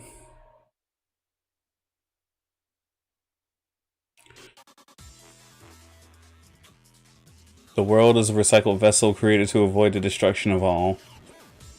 Dude, spoiler.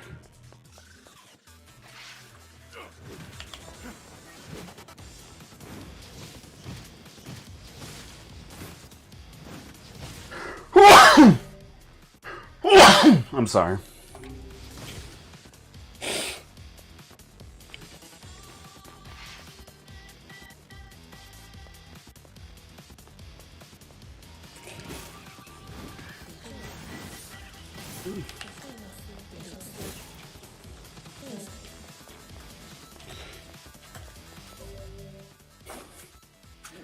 Okay, the mom is actually the wife. So when you're playing as young Nier in Gestalt, what is it supposed to Gestalt, what is it supposed to be? Oh, this is how I met my wife.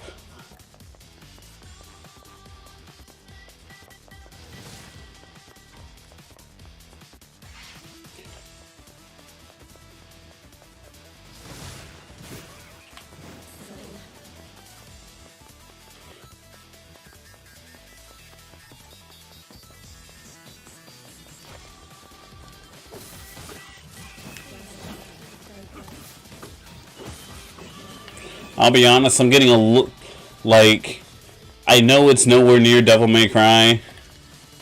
I know this game is nowhere near Devil May Cry. Don't get mad at me, but that's like the weird feeling I'm getting from this, just this segment in particular.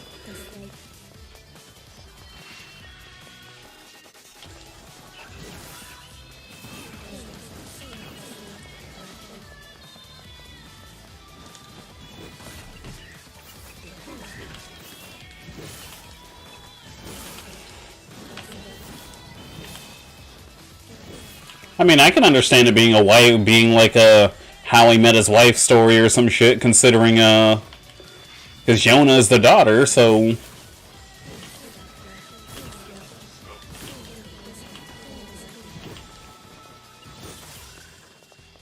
Uh-oh.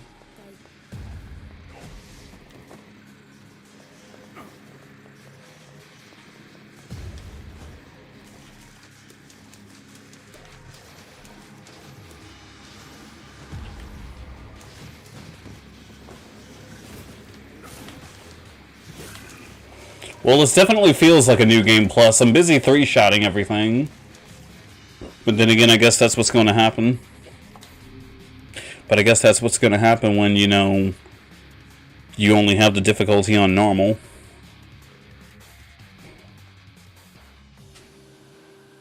A black scroll, a lost destiny, a white book, a false truth. What are you doing? Don't do that, dog.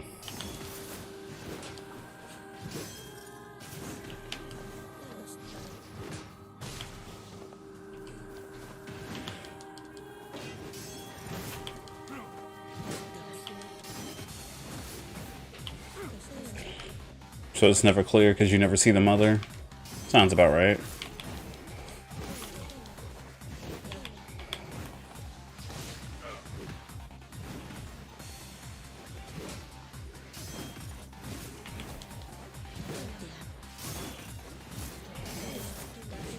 I'm gonna go open my door to let some more air in. Holy crap, it's just too damn hot. Oh shoot, dog, you need more water too. Ugh.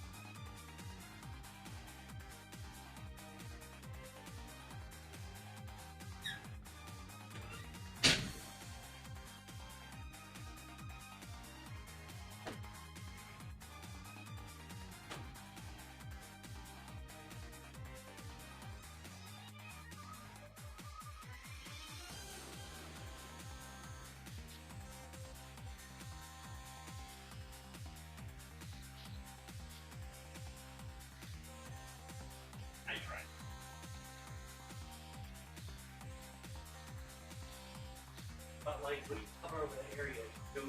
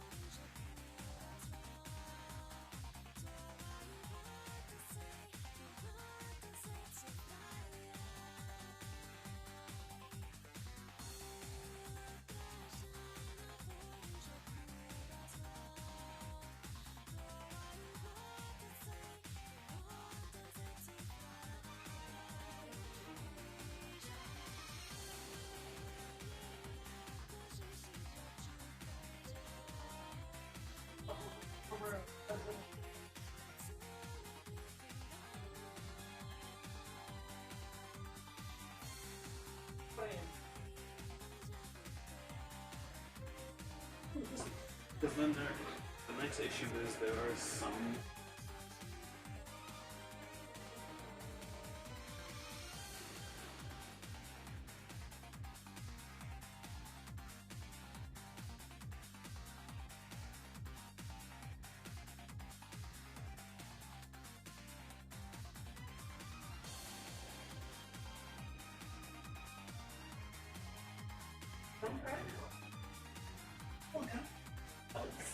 It took me a while to read.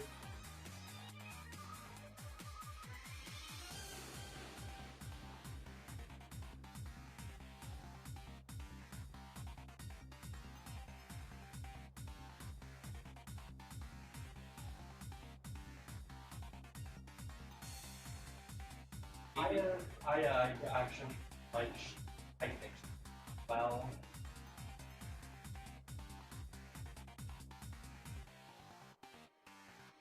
She was okay. That's all about.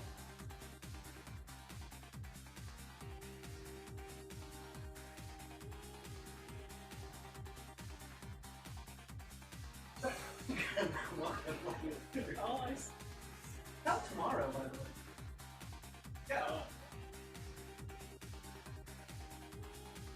11,026 stuff, right? Most expensive.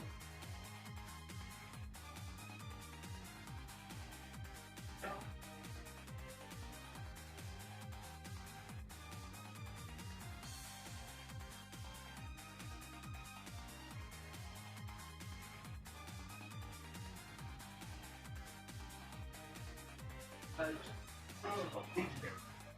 They literally did that. This one's actually that dropped. That dropped today. Then they did price adjustment.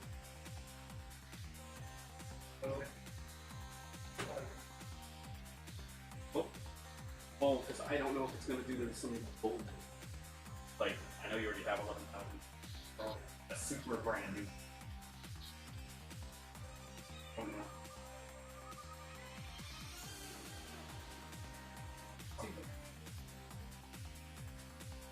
Go to your collection, fill the collection, and that's how you look. Skizzers, yes. It's a dagger.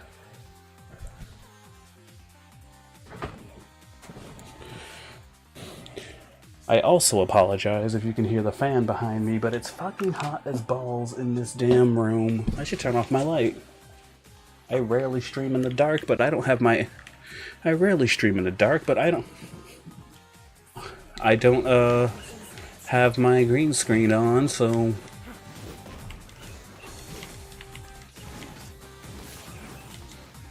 I bought a new big-ass box of dog treats for the customers' dogs, and I haven't bought a new thing from Elite.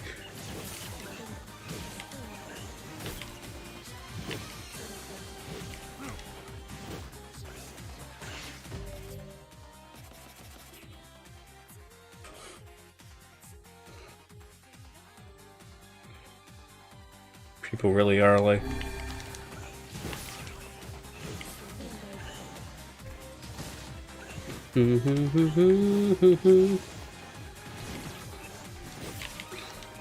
This moderate weight greatsword is fantastic, though, for real.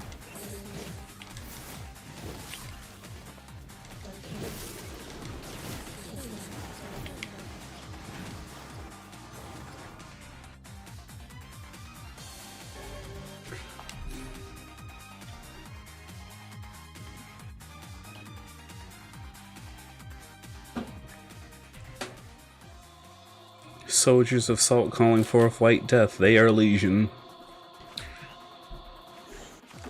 I mean, so long as this DLC, quote-unquote, isn't pressing on a Vesperia, you awaken all 4 elemental spirits, you're gonna go do the foul arms. Be careful with that, because... Well, not be careful. Vesperia doesn't do what Symphonia did, so... Yeah. You do remember...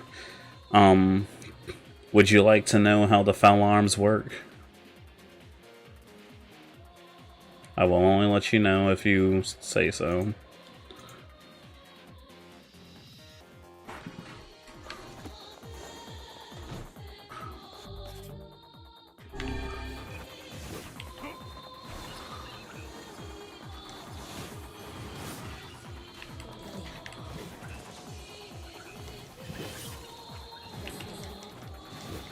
Oh, sorry. Like, I'm not too sure what I meant when I said they pulled something, but, you'll figure it out on your own? Okay, no problem.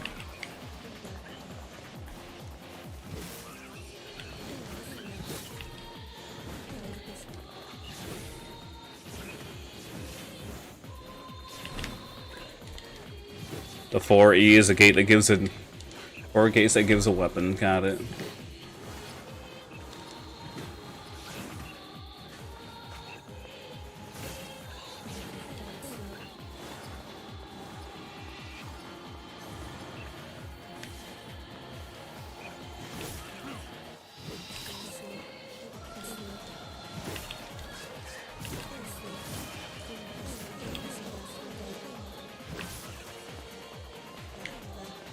Pretty cool stuff.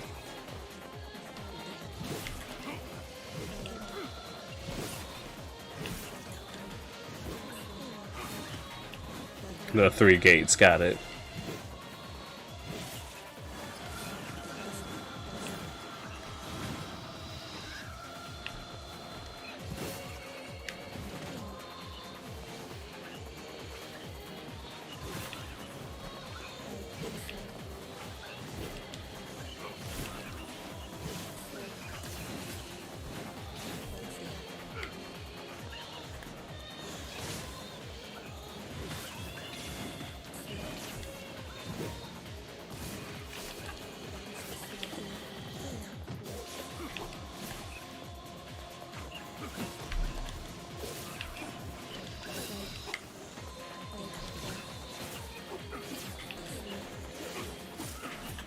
Put on Dark Gluttony just in case.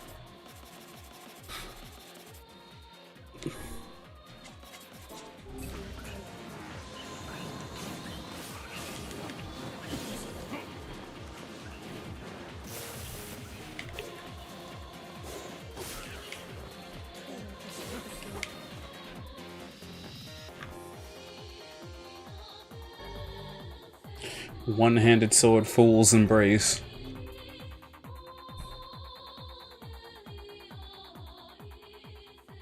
The dragon's corpse brought death to the world, delivering unto it the power of magic.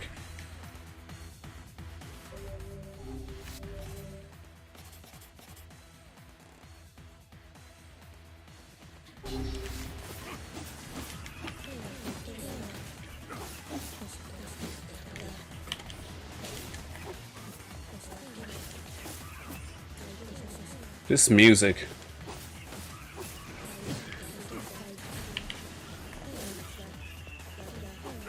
So currently it looks like it's just a gauntlet.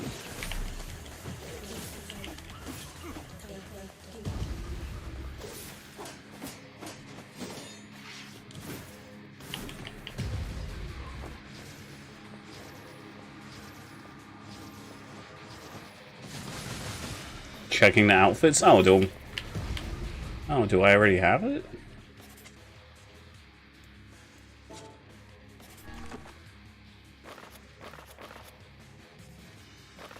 Weapon stories.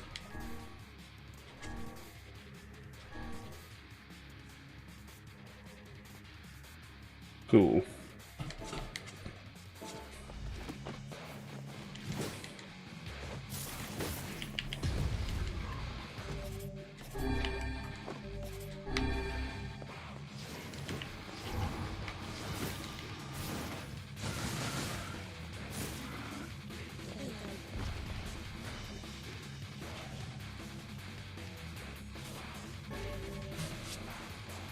Main menu to change costumes. Okay. So I need to restart the game. Well, I could just reboot the game.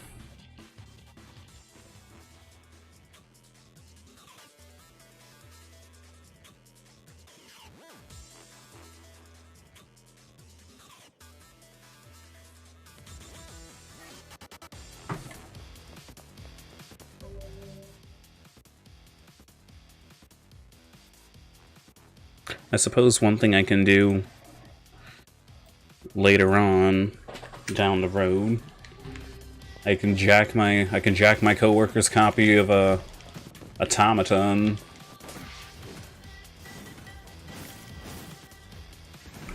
Play that.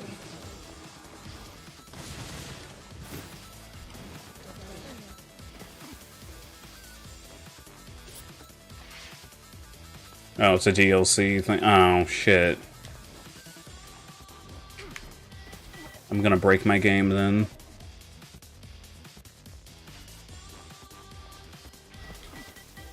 I'm bad at this. What the crap? It just slid off.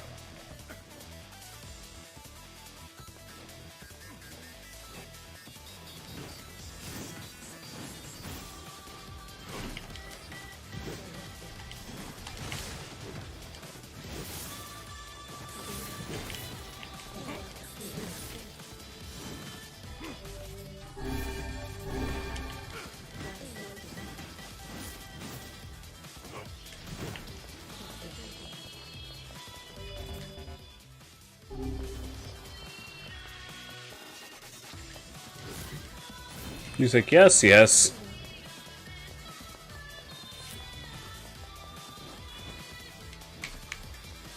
Ah!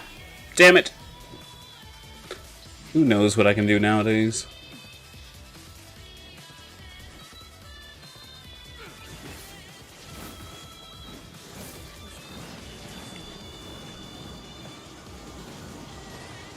Jet Black Cauldron, give me your power!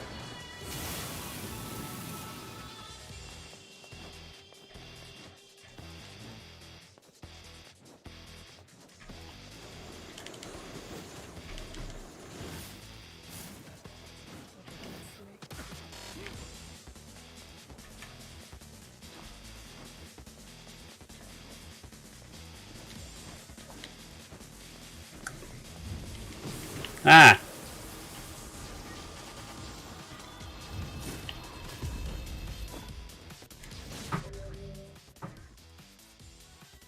All I need...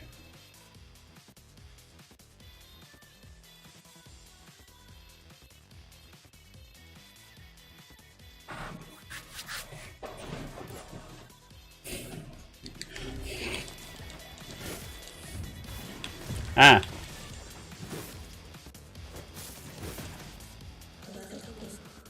Honestly, it didn't even occur to me that the blood splatters, question mark, you know, the ones that are flying at you, it didn't occur to me that, oh, that's just EXP. Because for whatever reason, I was like, oh, I'm getting my magic back. Oh, I only got 1,000 EXP. Never mind.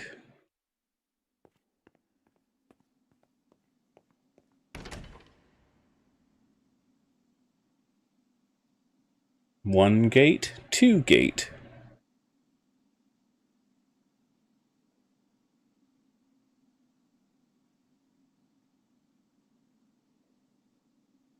Do the second gate, it should be able to handle it. Okay, if you say so. Oh, but it... Don't be stupid.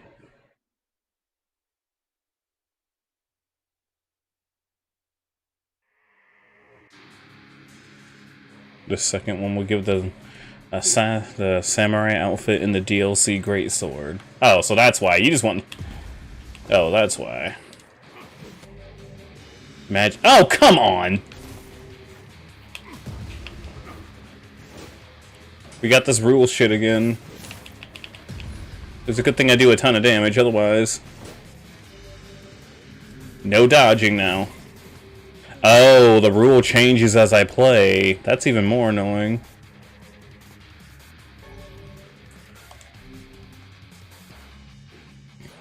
I do like that they're allowing me to drip feed myself health, though.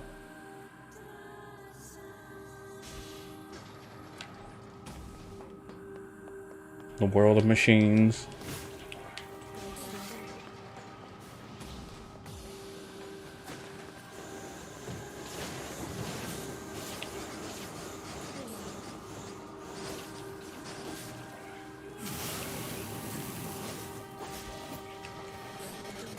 Dark Gluttony is hilarious.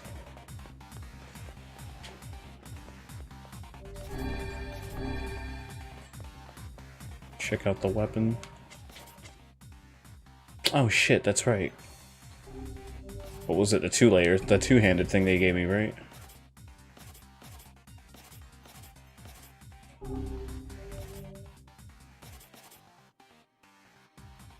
I like how it's literally just a...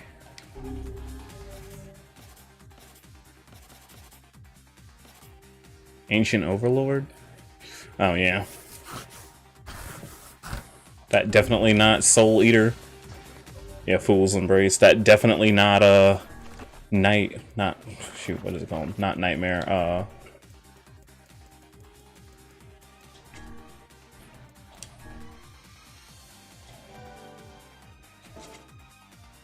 the full series of the DLC weapons. Okay, okay.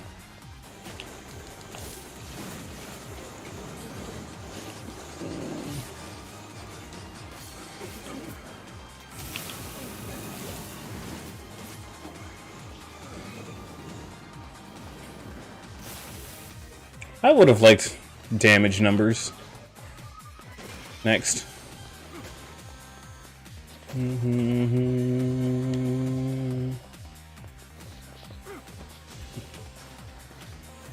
Wait, did I go the wrong way? No, I didn't.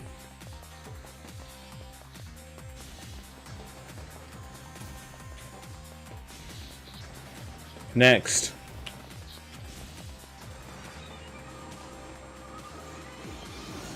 Ah, God.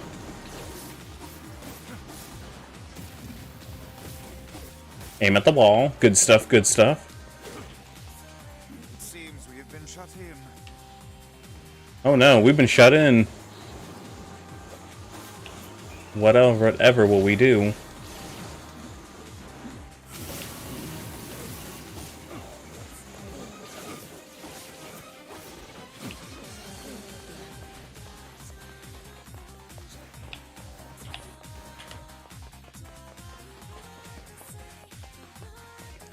I'm gonna get copywritten. Well, who am I kidding? Who am I kidding? Like, according to YouTube, every single one of my things have gotten copyright claimed. Like, I don't have monetization at all on my channel. Honestly, because YouTube makes people work harder to get monetization than Twitch does, but like... They were like, even if you're not part of the partnership program, you still might find you may still find that some of your videos have ads on them, and I'm like, well, while everyone else is like, that's not fair, YouTube should pay you, and I'm sitting here like, well, the website has to run.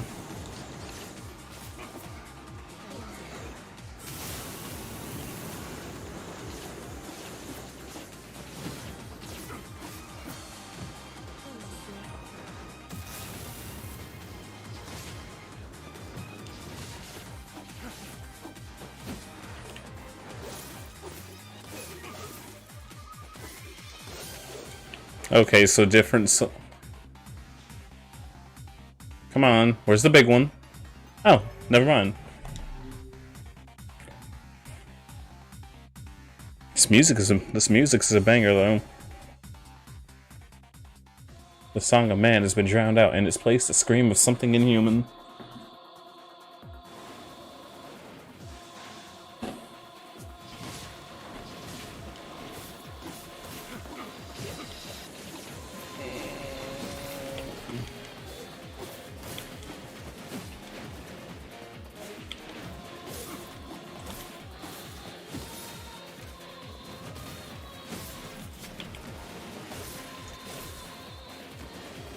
Too bad I can't farm materials off of these ones.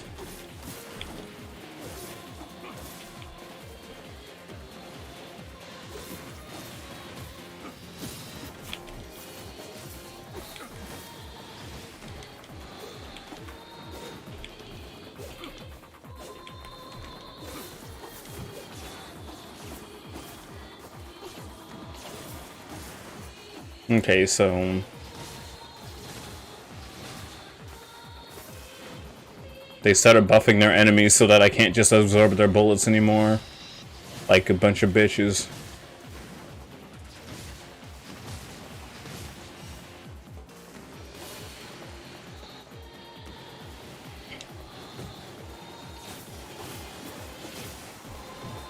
So... Not sure if you knew about it, but there was like this big old NVIDIA website leak or whatever where one dude was able to go on to like the store like normal, but he was able to look at like their entire database of like upcoming projects, and next thing you know, the way I saw it, I was like, oh god.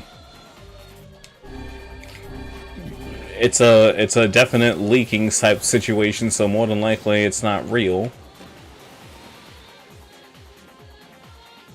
But apparently they found that God of War was apparently coming to PC. Final Fantasy Tactics Remastered coming to PC. A full-on Final Fantasy IX remake was apparent, according to the coding that they looked at. A Final Fantasy IX remake was coming to PC, and I'm like, this doesn't seem right, but I guess it's kind of possible. And then the one thing that made me go bullshit was that... Cool. And the one thing that made me go bullshit was, the leaked code said they had something that was labeled Kingdom Hearts 4, and it's like, everyone knows no one can take any kind of Kingdom Hearts news seriously anymore.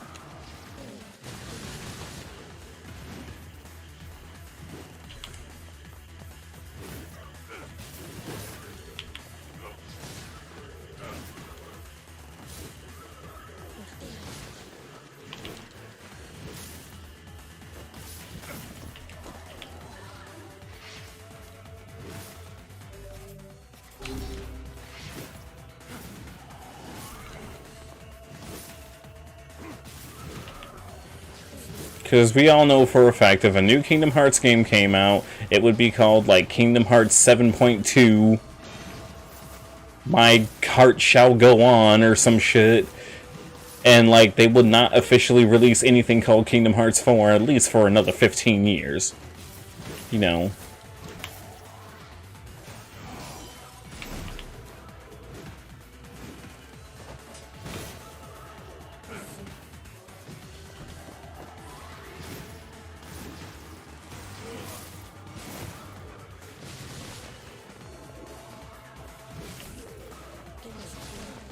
So if anybody was trying to take those kinds of leaks seriously, I'm sorry.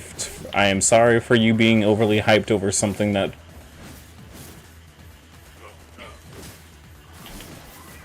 And all I have to say is, let's just hope they're not being petty. That some of the developers aren't being petty with, you know, canceling projects because they got leaked. Because some people do that, and it's kind of annoying. And it kind of sucks for people like us who don't leak shit.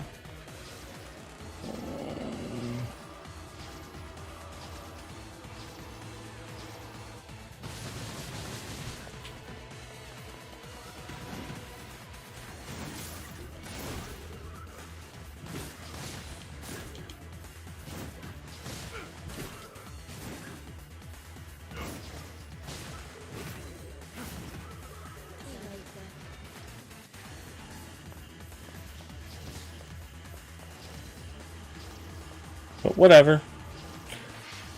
Just because people know how to do coding, just because people know how to exploit code and have access to a computer, gotta chase that clout, right?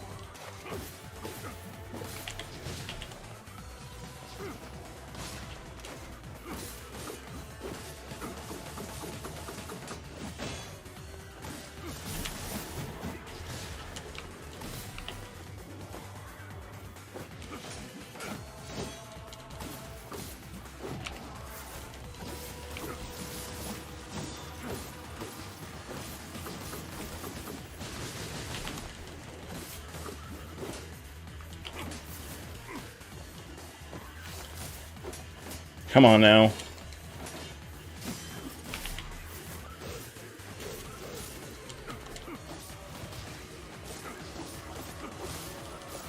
It could be even more annoying. There could be a time limit on here, and if you don't do it in the proper time or whatever, you'd get kicked out and have to start all the way from the first time.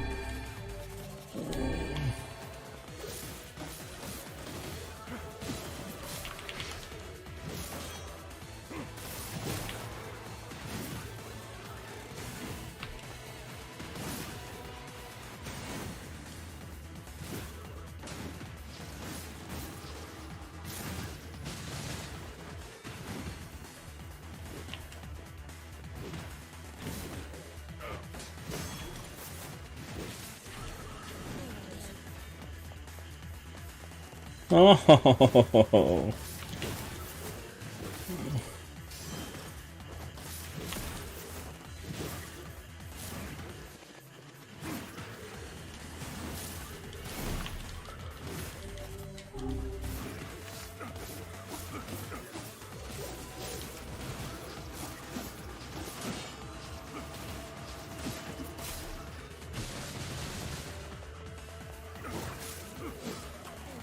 Oh my god, that took way.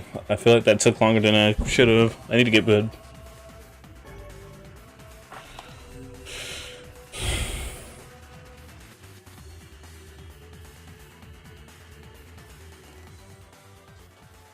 The puppet priest collects accursed players and polishes the vessel.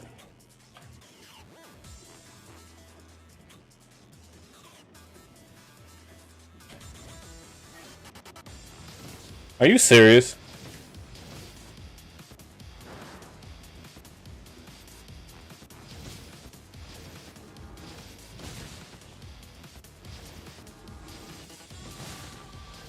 Alright.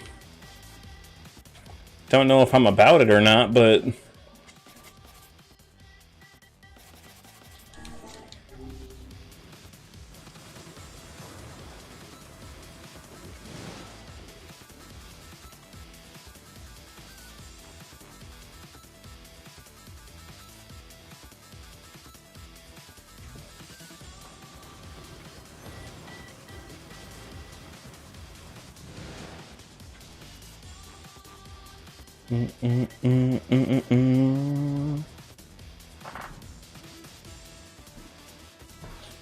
It's actually kind of nice. Most of the time, DLC is insane.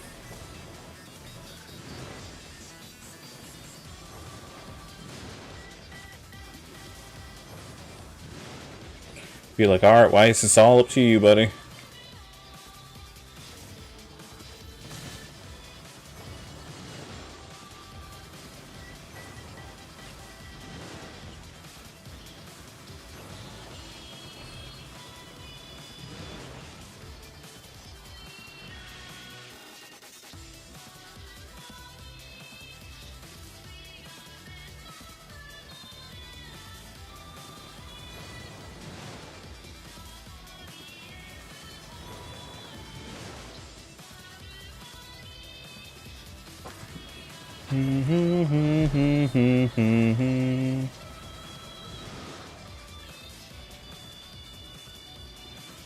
Oh, they're big ones now.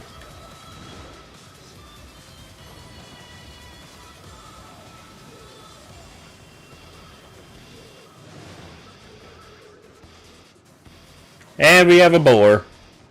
Random boar. And he's just waiting.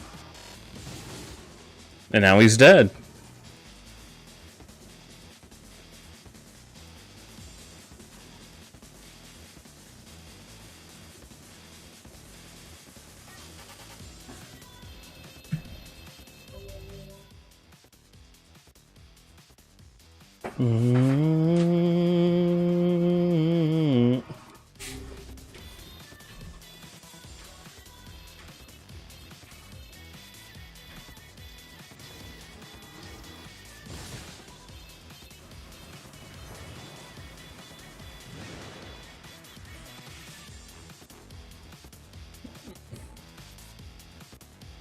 Music and then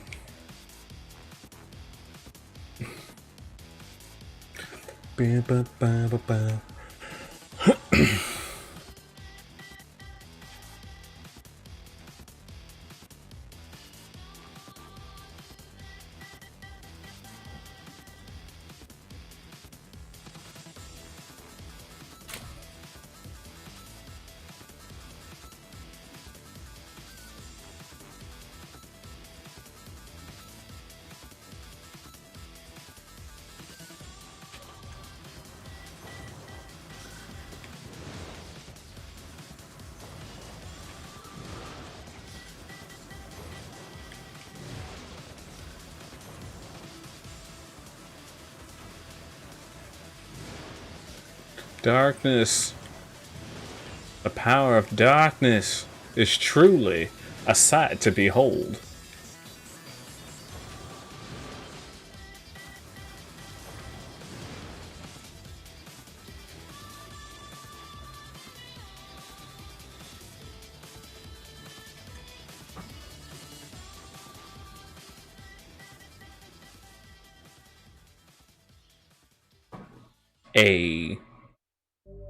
They even had a freaking rail shooter segment. It's like, Nier, what are you trying to be? An action RPG?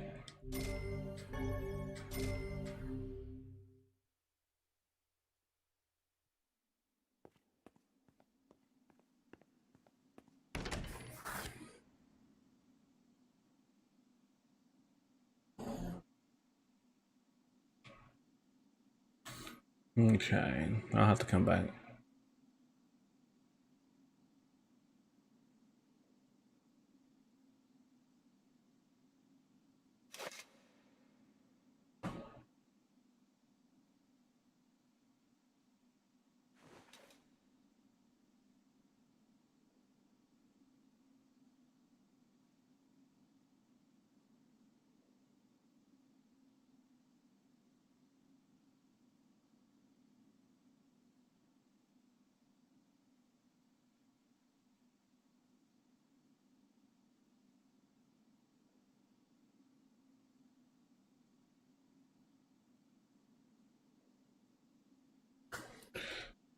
Let's see. I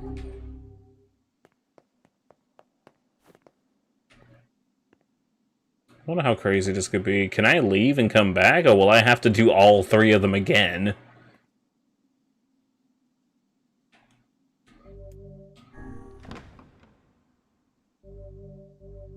Okay, well, it did save.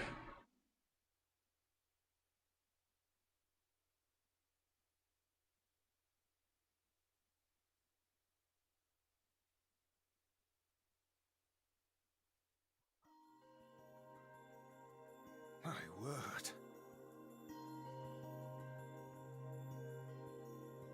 Something wrong?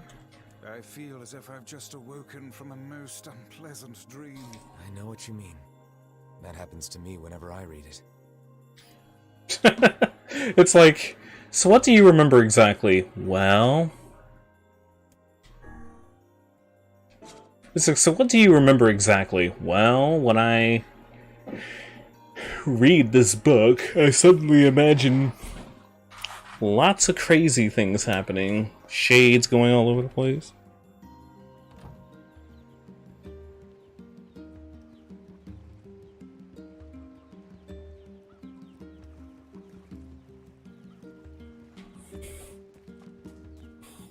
Okay, so... New weapon out of the dream. That's cool. That's actually pretty cool. It's like, yeah, he's like, I wanted to dream. Okay.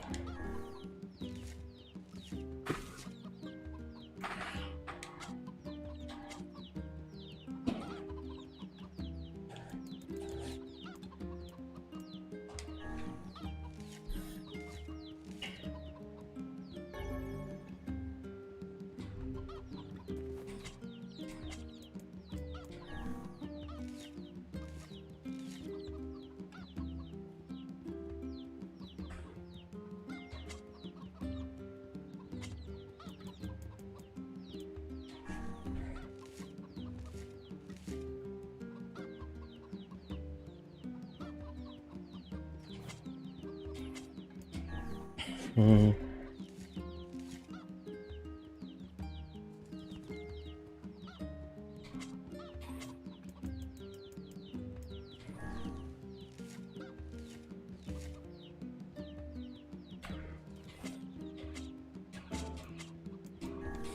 It's 100% important that I start, planting these flowers. There's gonna be a random ass quest that I probably walked right past that demands these flowers. You gotta understand, man. Sound good? I like how I feel like asking you guys all the time for clarification. So yeah, I'm gonna take live streaming in a complete opposite direction than what you guys are used to. Sound good?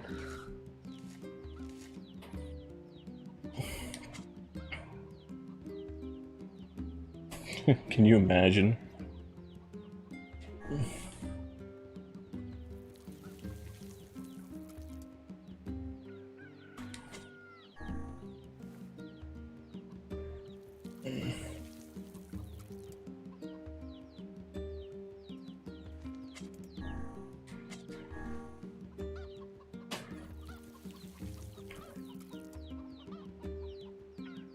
And the fact that I still can't catch 10 fucking sardines.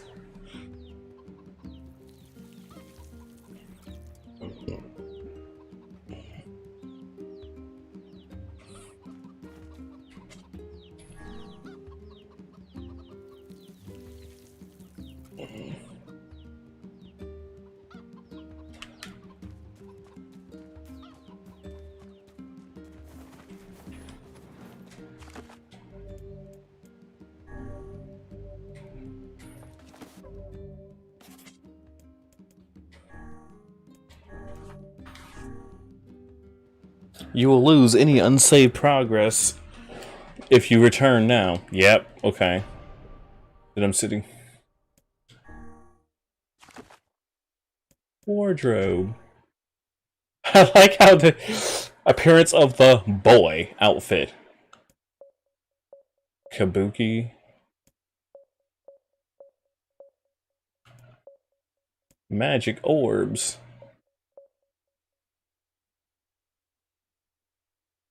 Okay, sure, why not?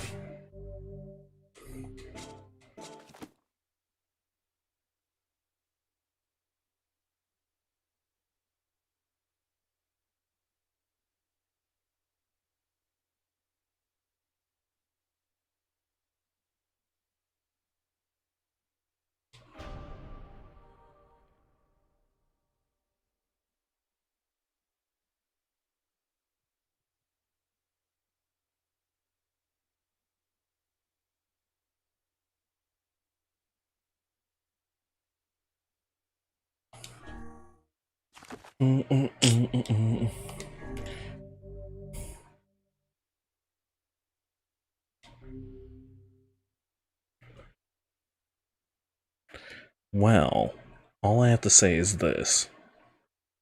Guacamole. Ninja. Penis.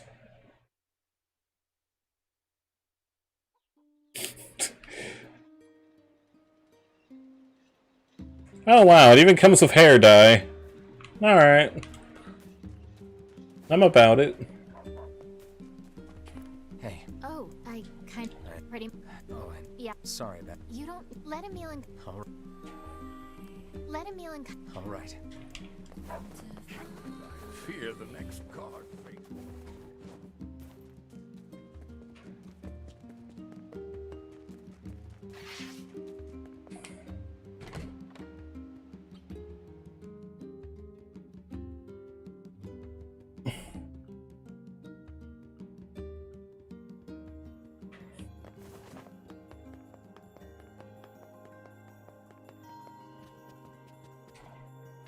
He looks like a whole new character.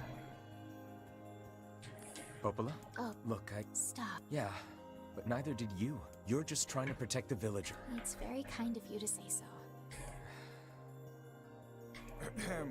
I believe there was something you wished to discuss with us. Oh, right. Yes, about that. You know about the lost shrine, right? The temple where... That's it.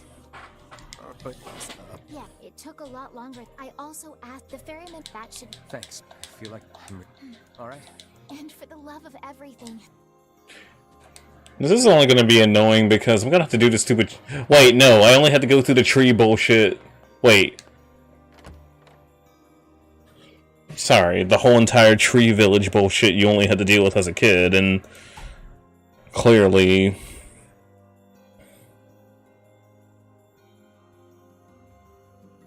The path above the entrance to the shopping... How excellent to know the canal is finished.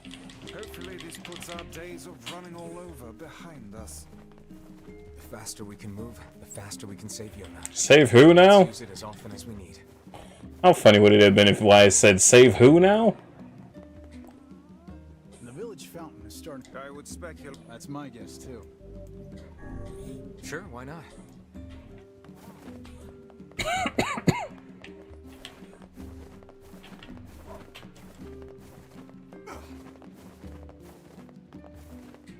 Well, Don't I have to eventually buy every weapon? blacksmiths always.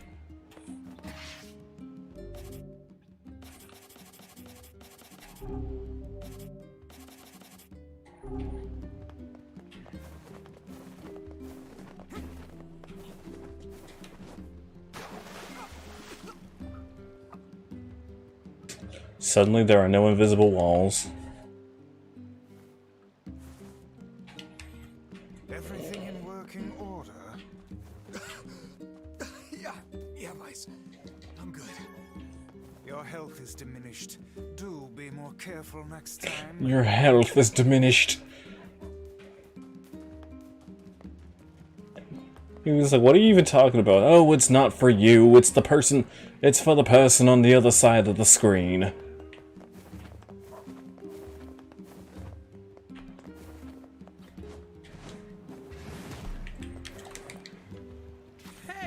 Hey, he's alive again! Hey. Sure. Apparently I did. Oh yeah. Thanks. Anyway. I'm sitting here like, hey, it's Mr. Redbag Man. I've actually grown to enjoy him as an NPC. Too bad he unalives.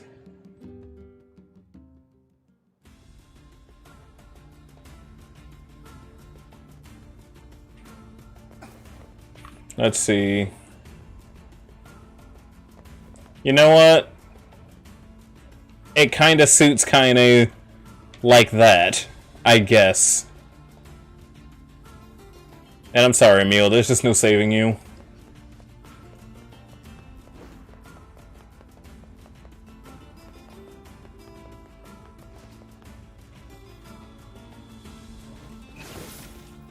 She shoots little Emil. They shoot little Emil heads. That's hilarious.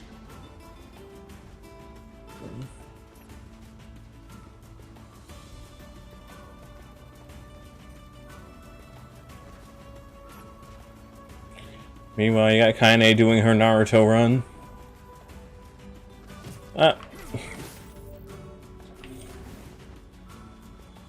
Game be like, by the way, you're poison.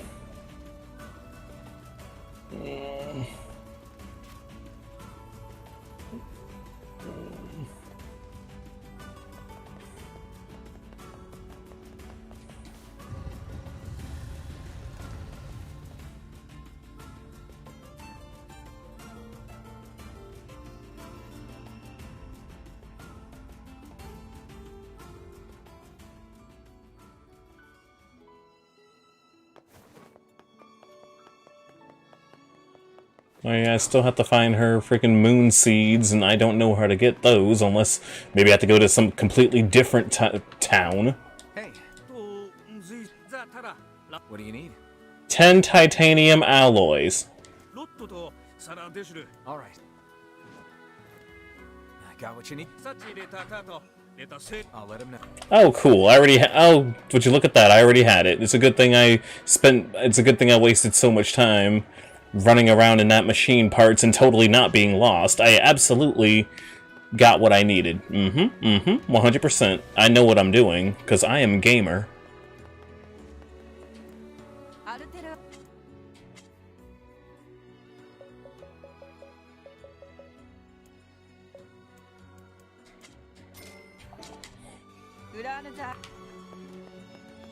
I gotta say, I kind of like the red hair. I like the red hair.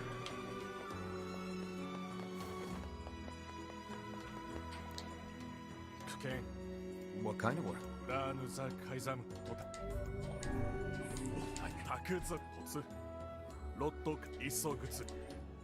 Oh yeah, titanium alloy and a crystal.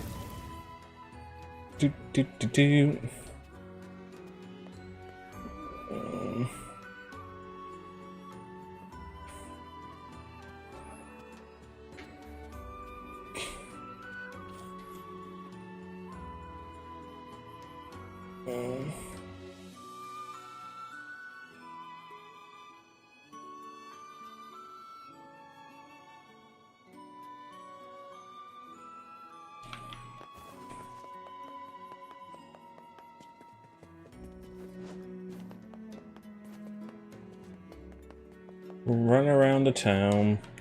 I often kind of like it when games render an entire area, but unlike other games that render an entire area, it doesn't take a year to load.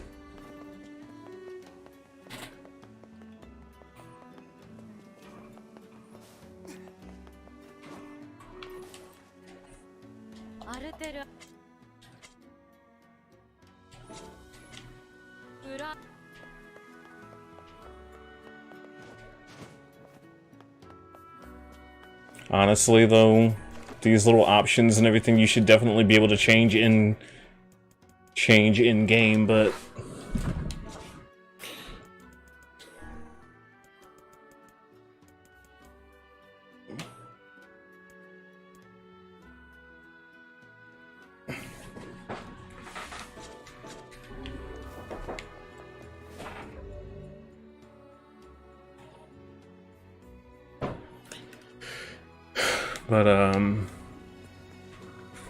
who knows?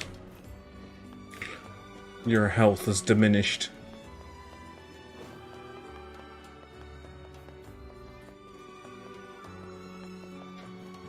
I am enjoying everything.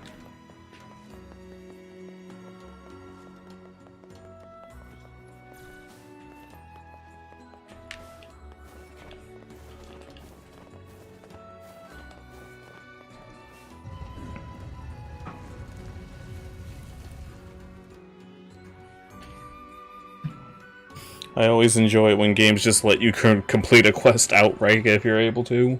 I wonder if these people use the same mask for life. Beats me. Maybe they wash them. Still more hygienic than a bundle of paper stuck in the same shitty cover for life. There is nothing more filthy than your underwear, hussy. What, this? I don't wear the same one all the time. I have a different set for every day of the week. And every night, I scrub them with soap and water. So you can bet your ass I'm cleaner than you. My word. My word! She cleans her underwear! My goodness.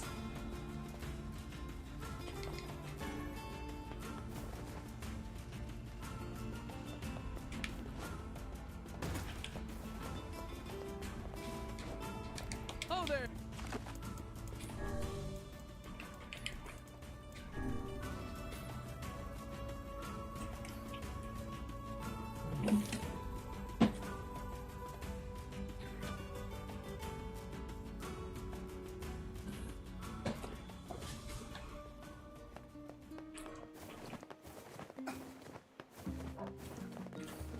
Suddenly one of the other endings. Oh, they're allowed in the village now. Wait, really? They'll deliver the pump as... Thanks much. I can enjoy the fact that I immediately got that done. Let's see here. You saved my son's life. Come again any. I'll tell my asshole kid to never eat things on the ground again. If you happen upon any sheep or board or...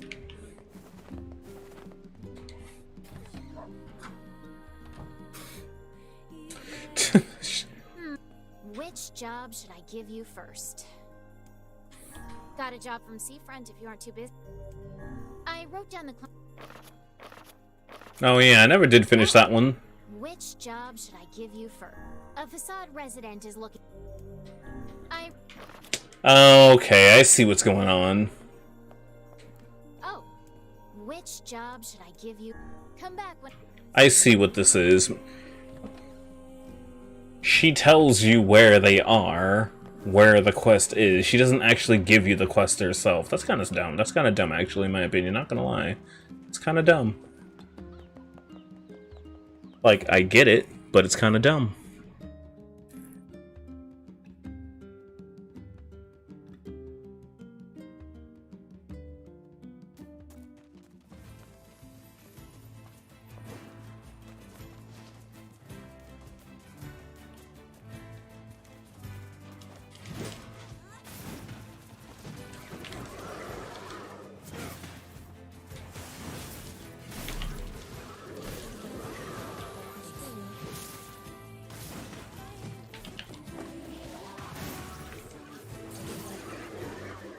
You get him, Emil.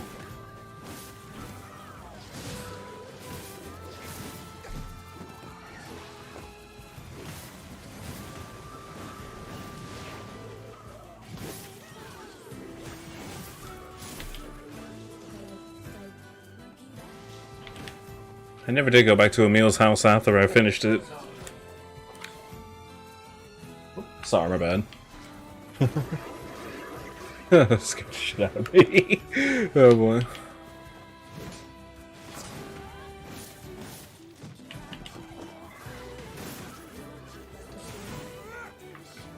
Alright, let's see here. Oh, everything is armored now, it looks like.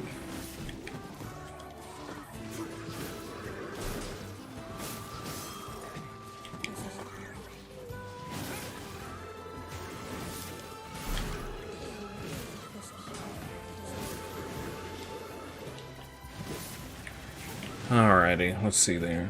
We got that one.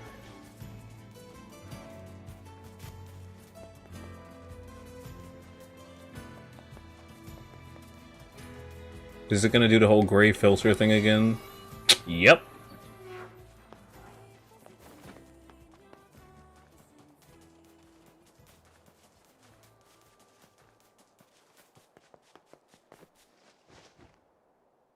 Didn't have an animation of him opening the big door, so...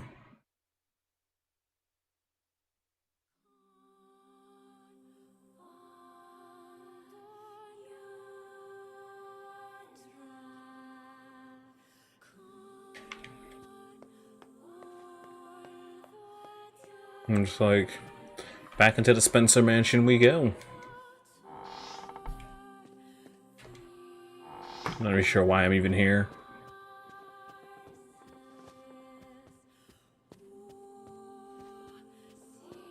Granted, I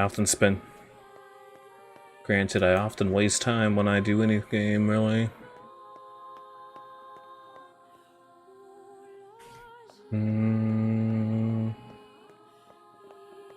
Hope this is not Emil's kinase blood.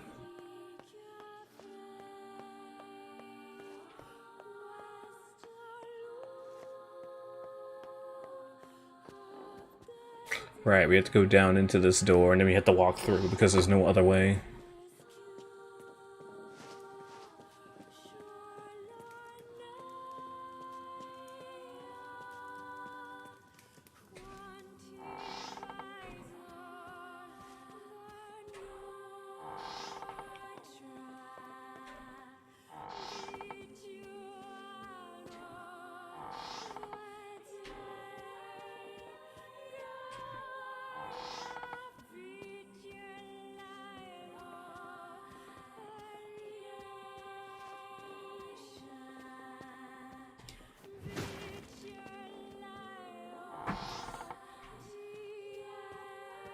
What am I looking for?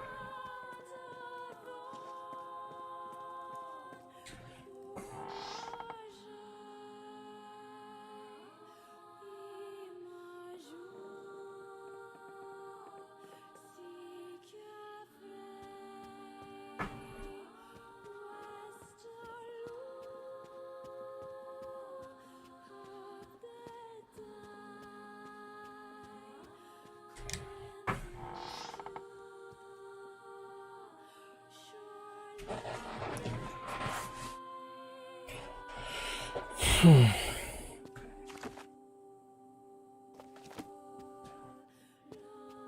do like how, you know, they're not petrified and cursed anymore.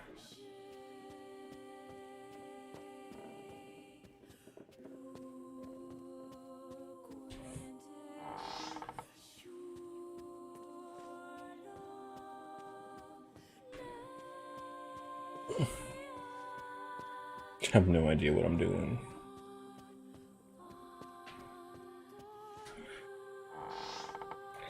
It's just freaking... I can't play any Beethoven. This game is trash.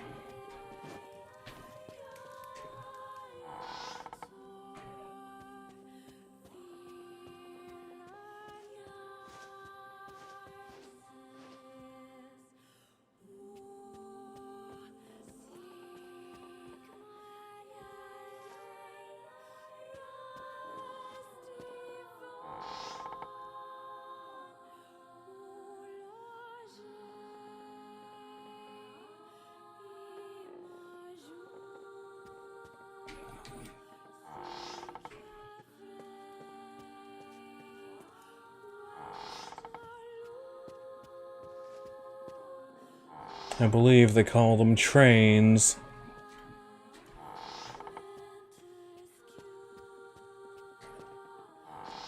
Not sure why that just made me laugh a little bit. Kaine. She runs at full speed.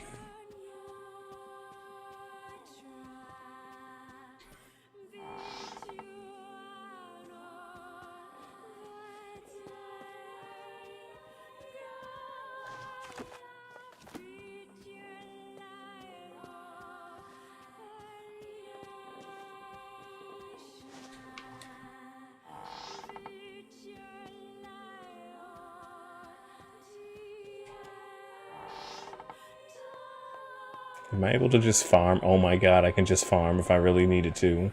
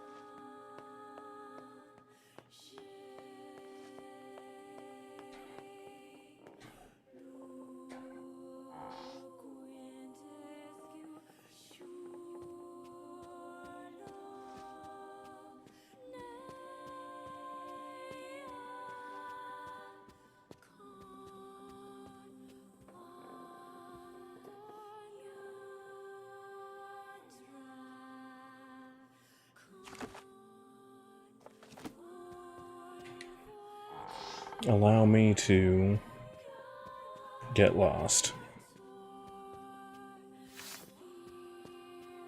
Oh my god.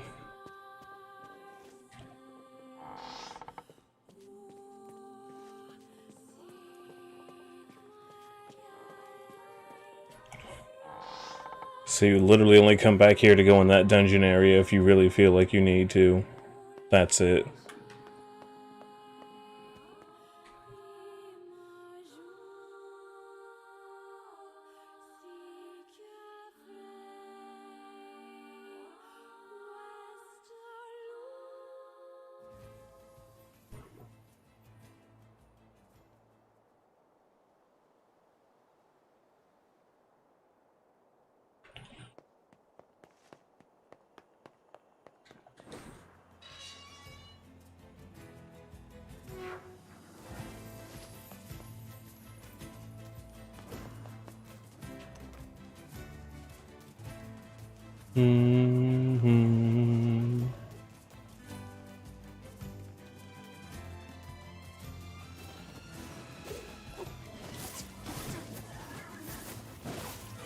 Like, you jerk, don't hit me like that.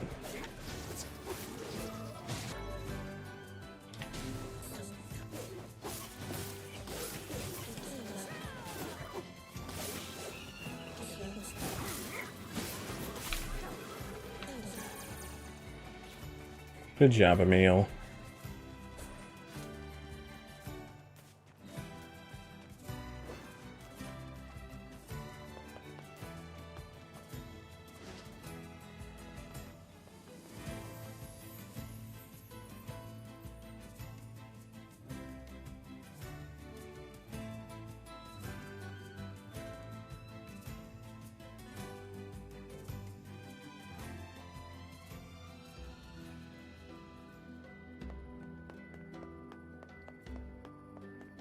Submit.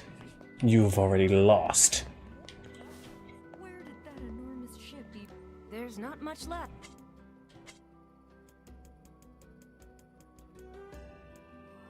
Really? So they have blue.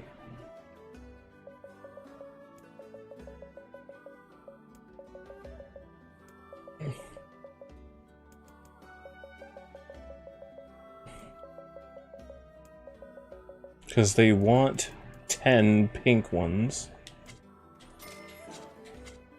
I'll try to get my stock up by the time you return. That's just the Fisher dude's wife. The importer.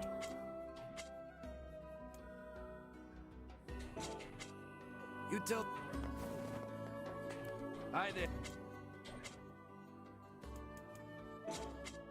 Come back if... I still haven't seen. Sorry, we're not quite ready for business.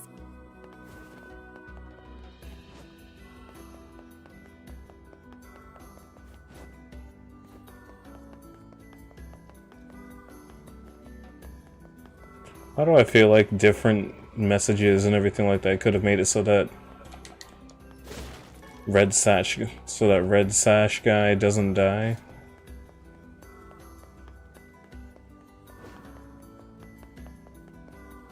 Like, he was shaping up to be a fun NPC, to be honest.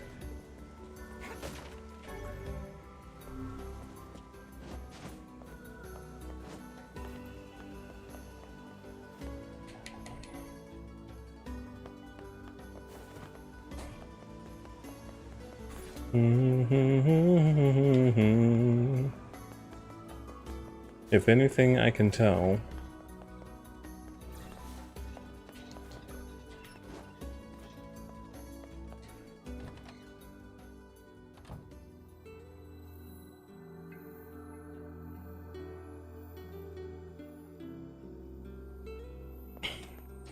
Things used to be safer. Now you put your life in your hands whenever you set foot out of town. Still, people need delivery. yeah, Ben, I know the pain. I really do. It's like being a delivery driver. It's like being a delivery driver through COVID.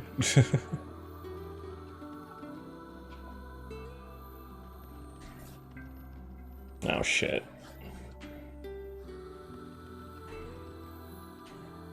You got some people out there who want to act like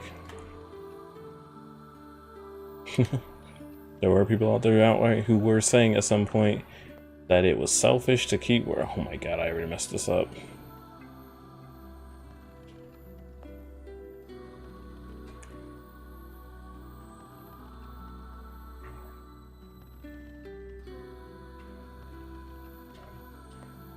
Oh, whatever.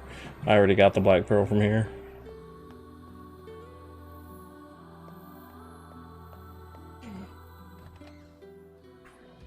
Wait, do I still have it?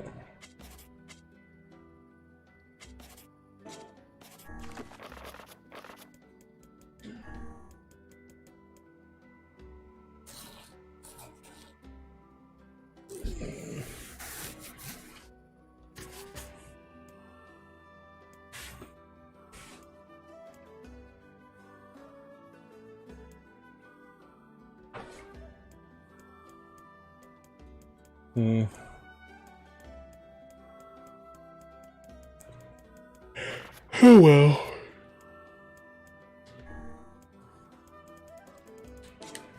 Yeah, I still have it. Oh there.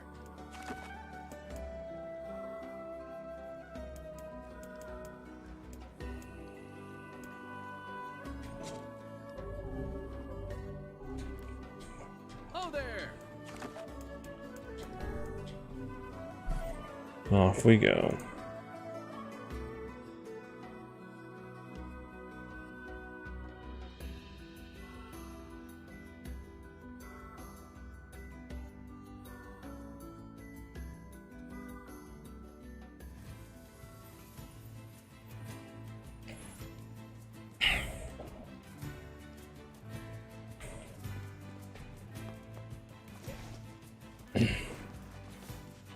Oh god damn it, I went the wrong way. Oh there.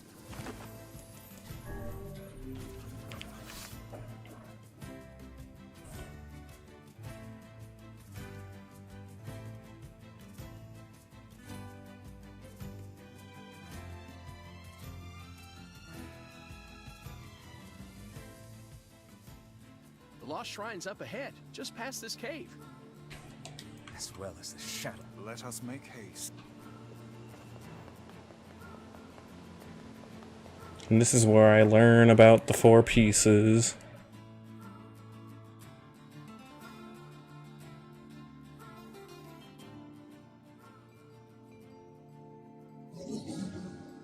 Oh boy, here we go. Oh!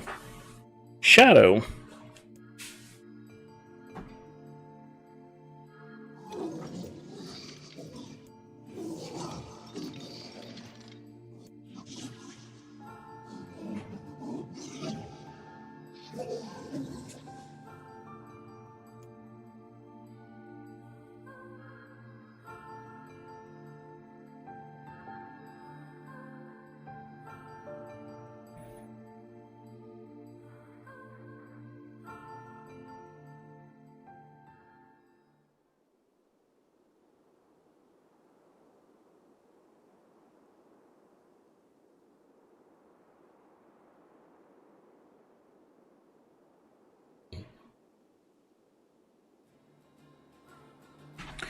Is this playthrough supposed to make me feel bad for the shades? Because if so, it's not working.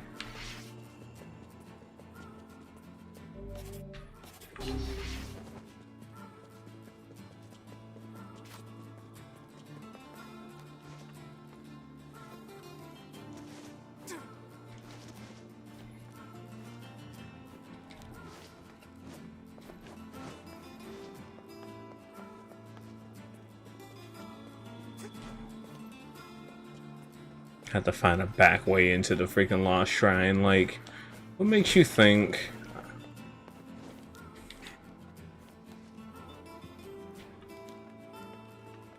What a thrill.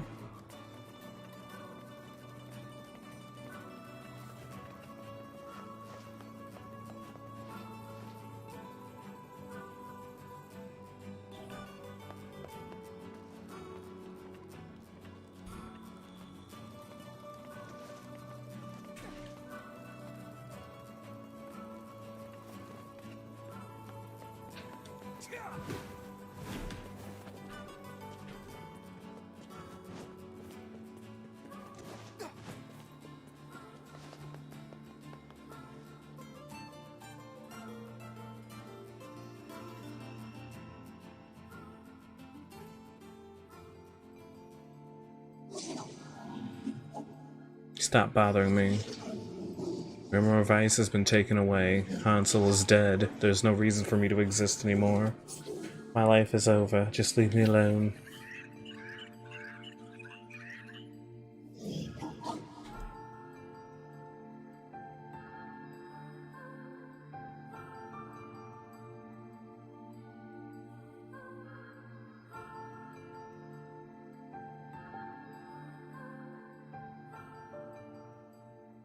Ain't you excited, sunshine?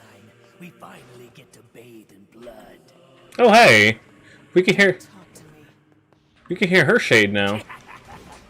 I want to kill so bad I can barely stand it.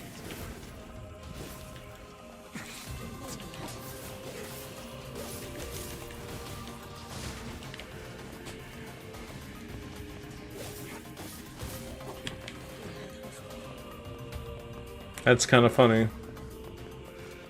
Her shade sounds exactly like I thought it would. Are you really? Really?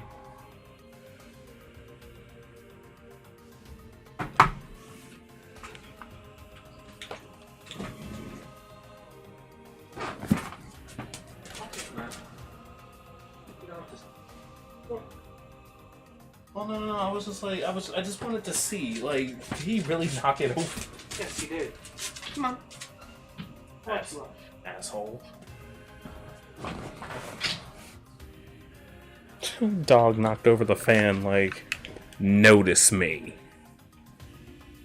And even if he didn't want to be noticed or whatever, that is a means of getting noticed.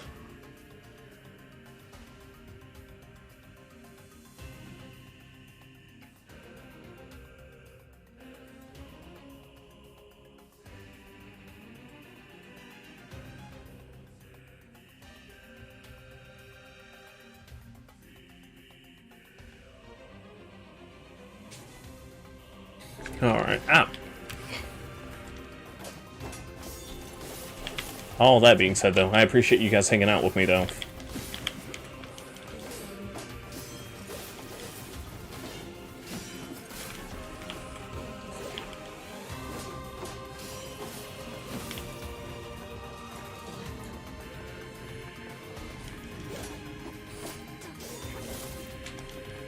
So, like, literally all they did was just replace all the shades with armored shades. That's honestly pretty funny.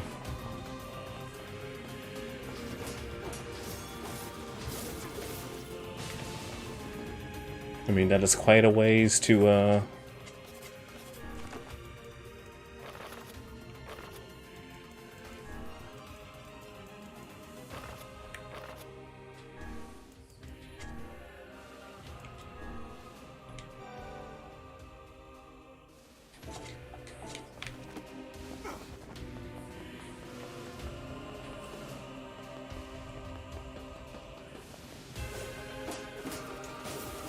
I guess another thing I kind of do like about this game is I like the minimalist look for it. Like, I know there's a lot going on it and everything like that, but, like, the HUD isn't intrusive.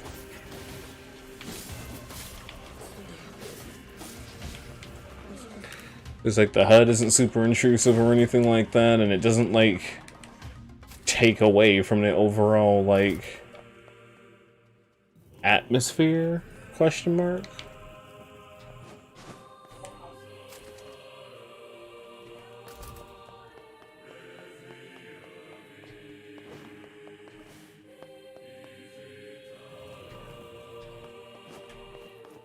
That sounds, that, I guess, maybe that makes sense to a point, but, like, it could have been more annoying, and it's not. This is all too easy. I agree.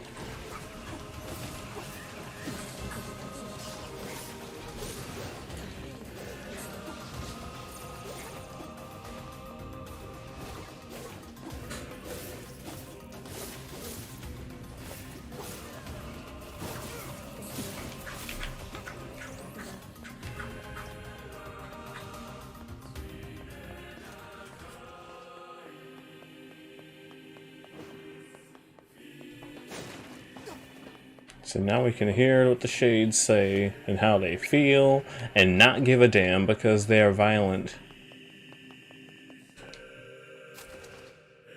Kaine! Kaine!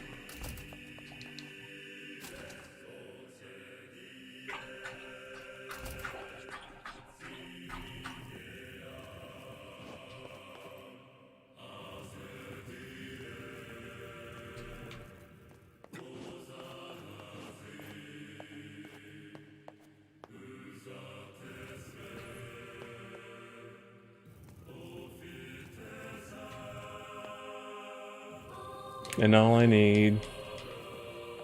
Sorry for being so lame.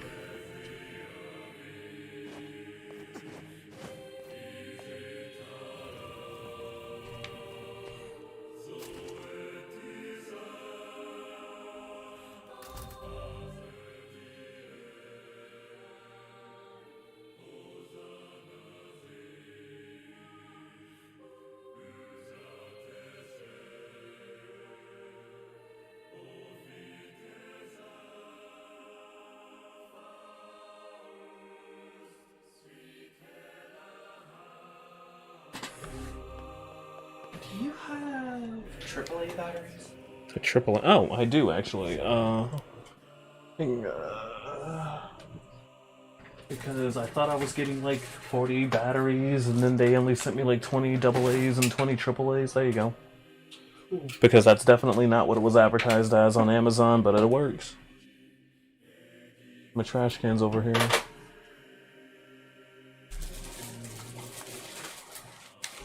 I got outfits now.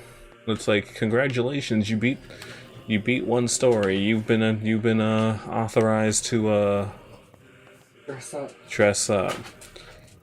Do you care about a plot point spoiler? No. I can now understand shades, and I'm like, is this supposed to make me feel bad for him? Because I kind of don't. What are shades? Shades are this game's monster type, because you know. What do shades say? Well, they're telling me to turn back. Their bodies aren't fully functional.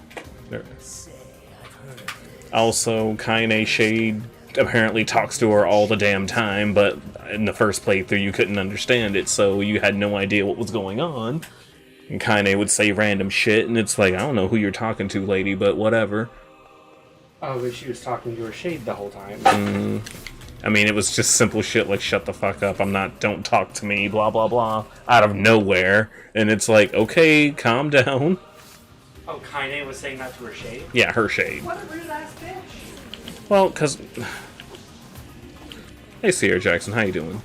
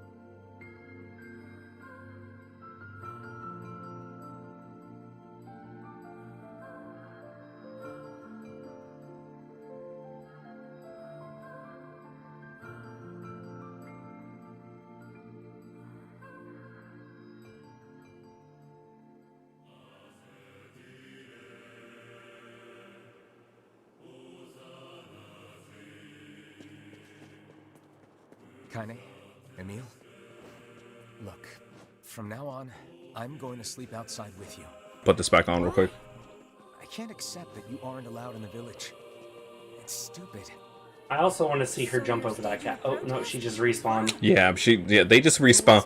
It's kind of hilarious because you Does have. she even try to jump? Yeah, she does, but like, you have to go through obnoxious platform. Okay. Okay. Yeah, that's what she does. Sleep out in the rain? What if you catch a cold? Besides, I like camping with Kaine. Like, it's kind of funny too. You go through all the trouble of doing the obnoxious platforming. Freaking Kaine just Enough. I got a fucking image to maintain. Can you please let me on the fucking... Fine, you won't let me on the ledge, I'll shove you off, bitch! That's pretty much what happened. But like, it's kind of funny. You go through all the obnoxious platforming. Meanwhile, Emil just goes, and he does like the idle floating. So if you're just standing there, he just does his own thing. It's kind of hilarious, actually. God damn it! Oh yeah, that's right.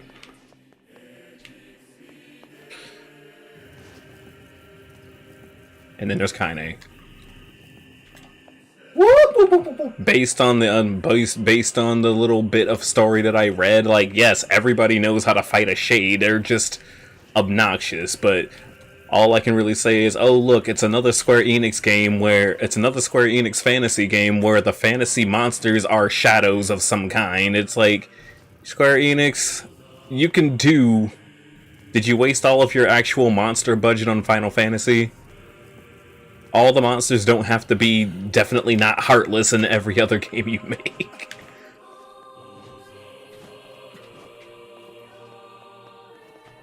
Breakdance!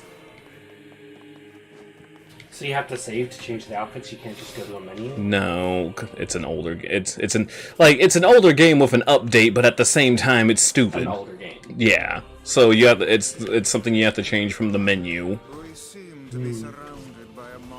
I'll just Google it. Well, no, I found that the save point is right there. I just have to kill everything first. Your save point is a mailbox because you're sending letters to your little sister while you travel.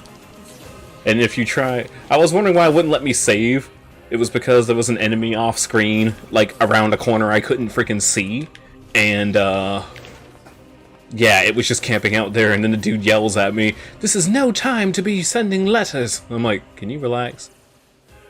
Are mailboxes magic? Yeah, magic mailboxes. It's like, I'm gonna send a letter to myself in the past, therefore, so that way they will know to not die the way I did. But like via story or whatever. Freaking, he's sending letters to his little sister who's homebound. Mm-hmm. And then she gets kidnapped for 5 years. Yes, there's a time skip. Like, part of me wanted to say that this story was all over the place, but in all honesty, it could have been worse.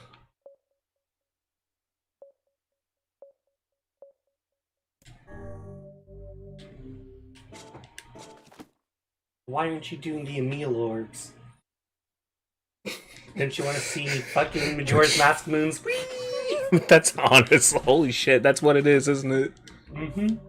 And then the sad thing, and then I actually got the arc on Last Claudia too, because remember they're doing the collab, and it's not that good of an arc. It's literally just an anti-dark art and curse, and I'm like, that's cool, I guess.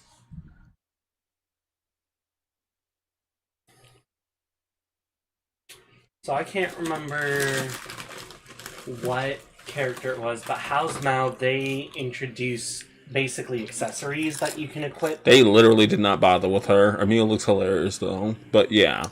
Oh my god, I love that on Emil. That's why is her base outfit the best when it's not even that good of a base outfit? Who knows? I like the kabuki on Nier though.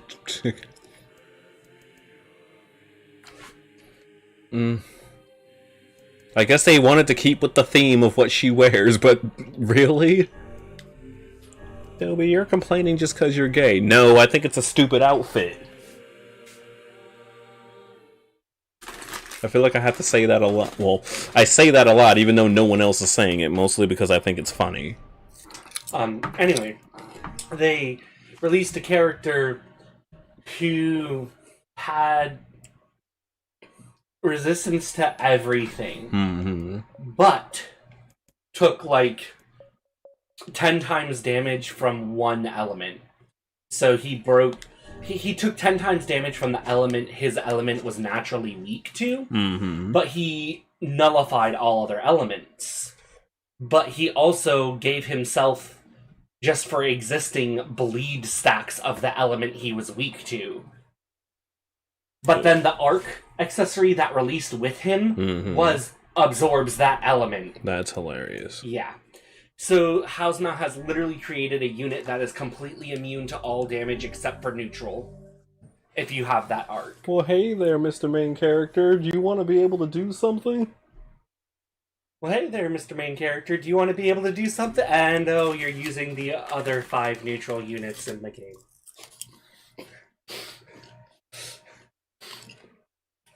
Fun fact, all of the neutral units are swordsmen, too. Of course they are. All of them. I see. Just imagine, you know, you're just doing your own thing and all of a sudden, bzzz, the gang's all here. I'm honestly surprised Kaine's outfit isn't a random Final Fantasy XIV glamour, but granted, you could probably just mod it. It's modded into the game. Of course it is. They use a Mog Station thing, though, because they're using Minfilia's gown. Because Minfilia's gown is already pretty close to it. Not her pink one, her white one. Okay. Not the pink bullshit. I love the aggressive door opening. Bruh! Woo!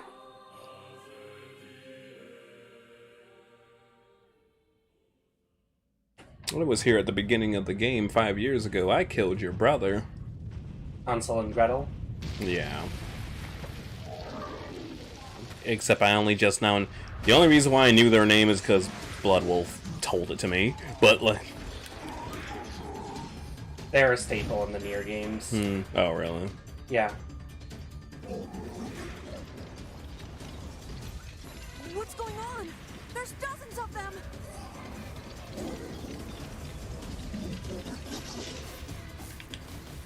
Oh, those creatures of the darkness. Pull them to the Yeah. light. Pathetic to the end, I see.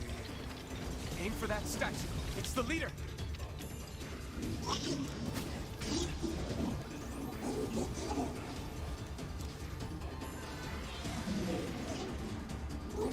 Come over here. Or let them kill you, I guess. I love the stop hurting my friends, and it's like... Oh, you're funny. I'm gonna start crying here. Yeah. Tyran is Kaine's shade.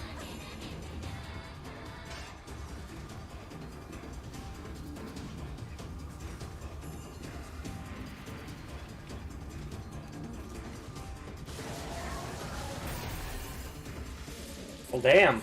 It's New Game Plus, and the difficulty doesn't seem to be any harder. It's based off of what you started the game as.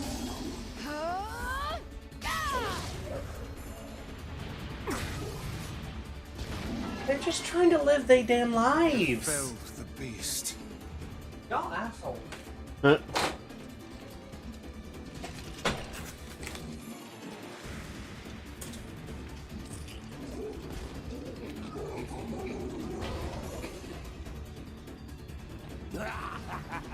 This is one stubborn son of a bitch.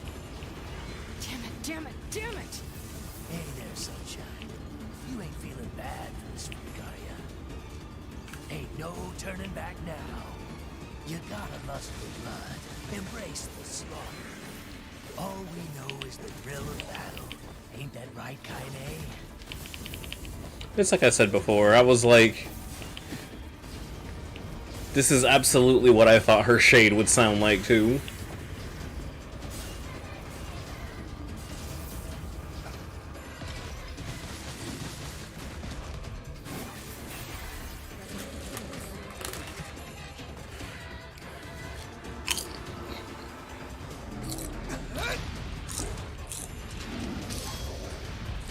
Oh, god damn it.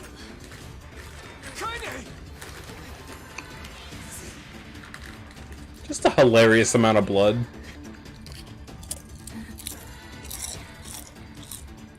Oh, you're kidding me.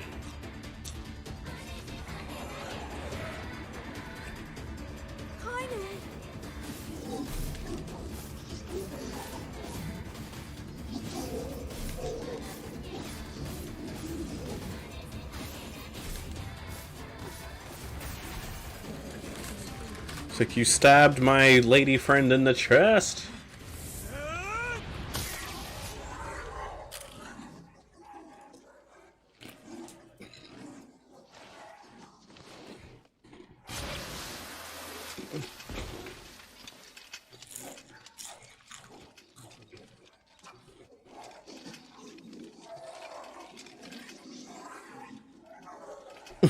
This thing still looks stupid.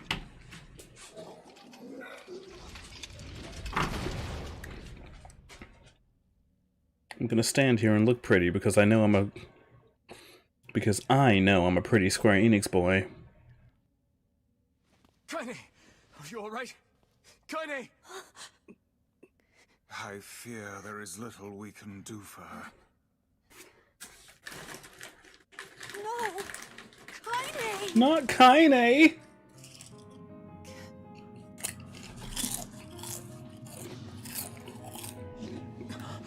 What is happening? It's all over for you, sunshine. Kaine! Kaine!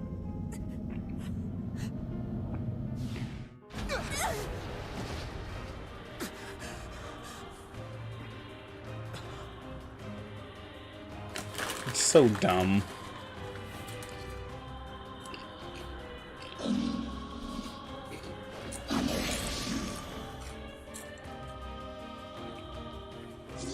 You can't hear. Can't hear. Kaine's shade! We've no other choice. We must strike it down. Kaine! Kaine! Kaine! Hey! Come back!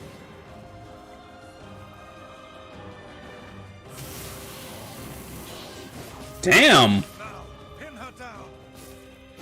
Kaine, please! Oh dear.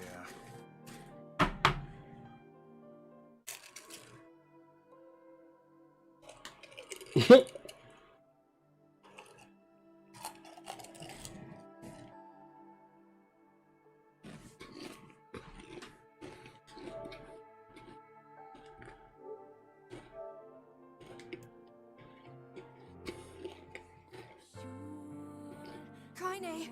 Kaine! Kaine!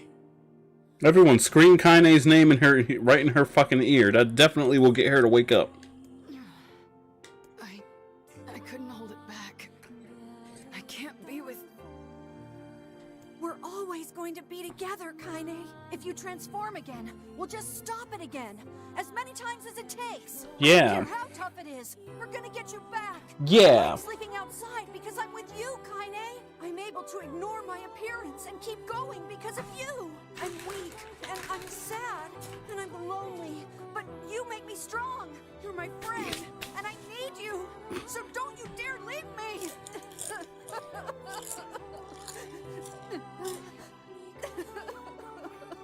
All right.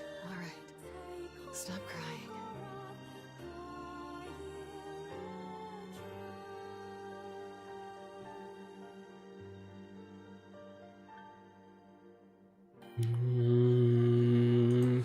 So dumb. And thanks. I'm all right.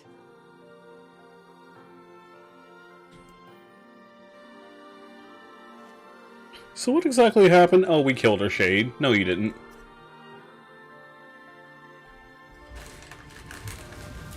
Over there.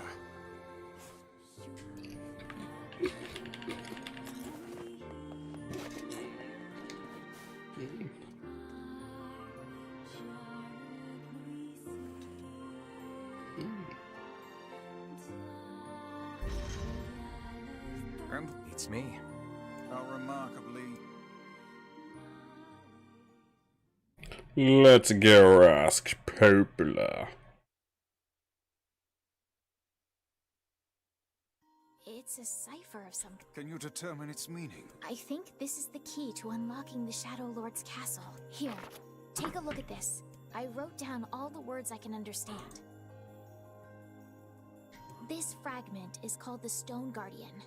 Given that you found it in the Lost Shrine, the words must mean something. There are spaces here for 4 Oh, other God. as well. Sacrifice, the Law of Robotics, the Memory Tree, Loyal Cerberus, the Law of Robotics, and the Memory Tree might be the Forest of Myth. The Law of Robotics. For Sacrifice and Loyal Cerberus, I don't have a clue. Not a problem. Hmm?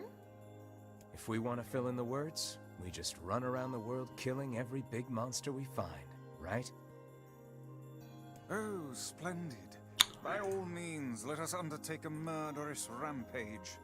Sure. They're just shades. It's a dangerous task. I just love this image. They're just shades, and we're, like, they literally. Yeah, well, Yona's in even more danger. But how can you even be sure that she's... Because she is. Because she is.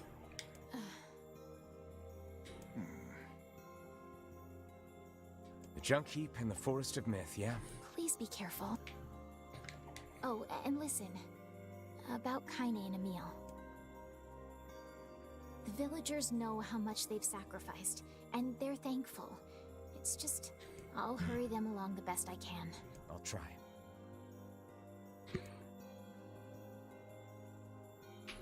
Alright. I could probably get these boss fight trophies like damn near immediately based on how I play.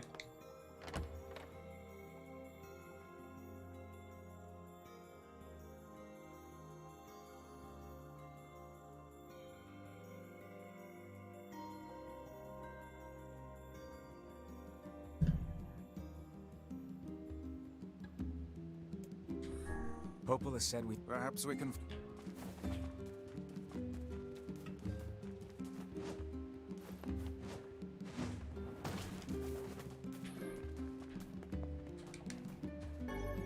I still don't see any other thing. Oh shit, flowers. Right. Gotta check out my flowers.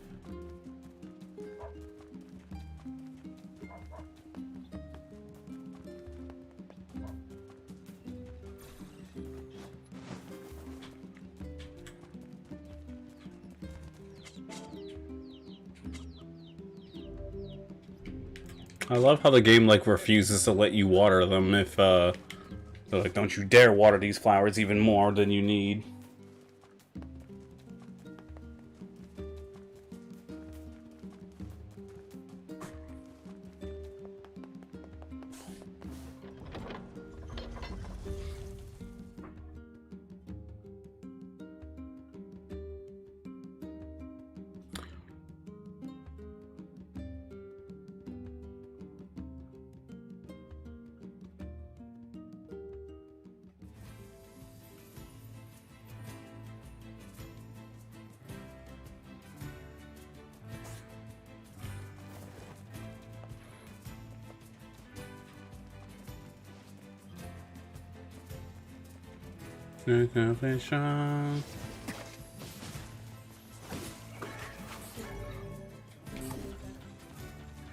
I need to be able to put more. I want to put more words onto weapons. I should be able to do that. I want an overpowered weapon right now.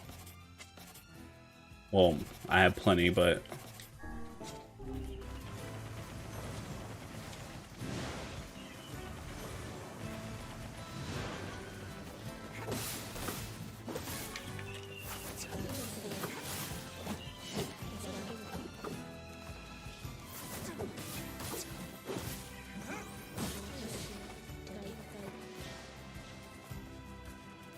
it's like 11 o'clock is rolling up.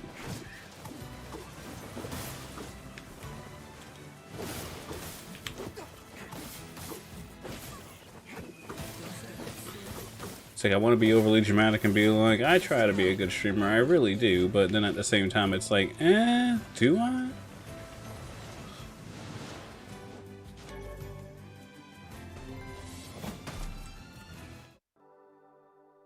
50% of all words. Cool.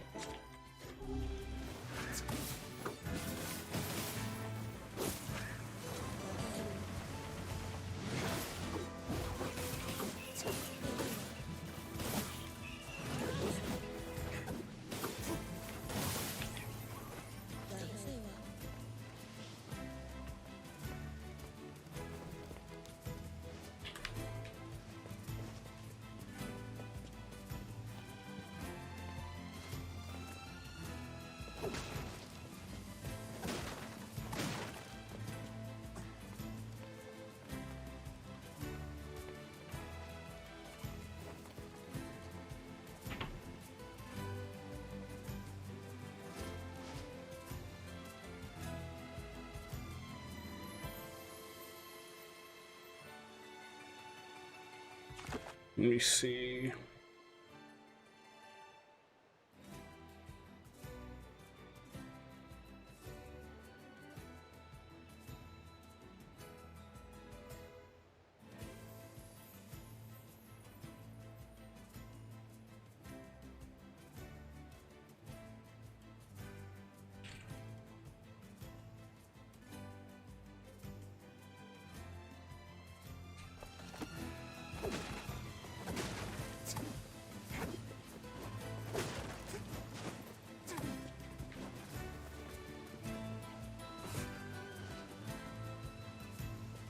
If all I really wanted.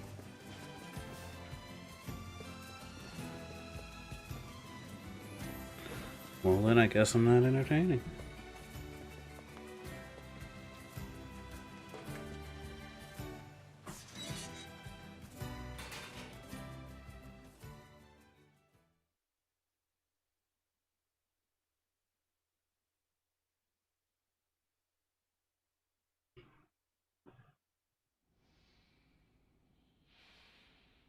Damn! Where'd they go? Oh. Don't let them escape! Oh no.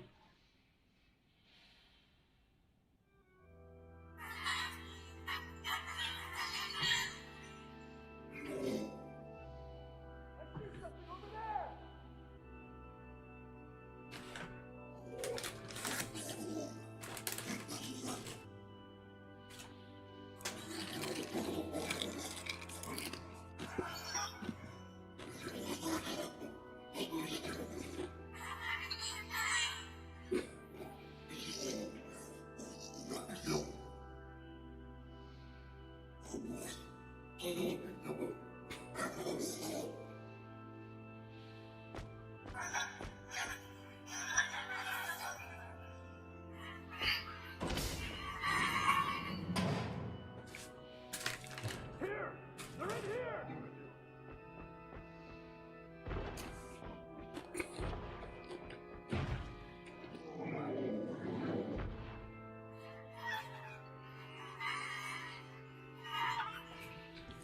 Jesus.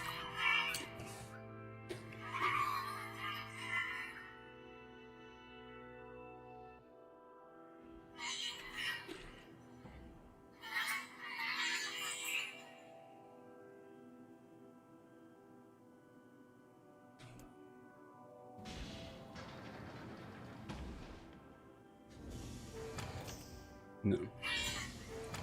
And then... Oh God. Who are you?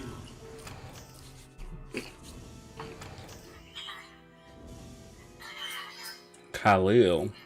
Military defense robot, Key 33. So the robots can understand the shades. You are an intruder. You must be eliminated. Error. There is something leaking from your eyes.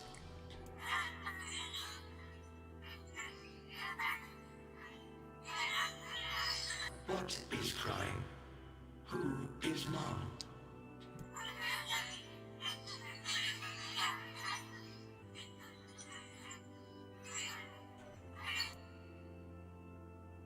The robot's like...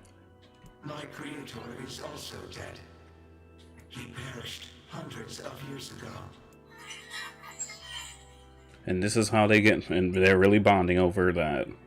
874 years, 10 months, 14 days, 4 hours, and 43 minutes. Jesus. 44 minutes. I am incapable of being lonely, or missing others, or crying. So stop being a little bitch.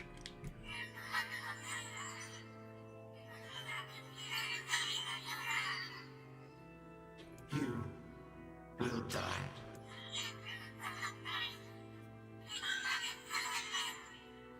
Oh yes. Why will they kill you?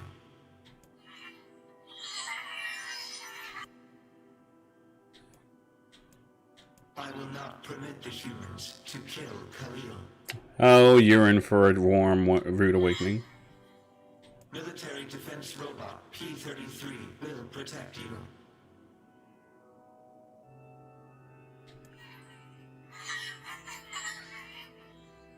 P-33 is charged with defending others. P-33 will defend Khalil.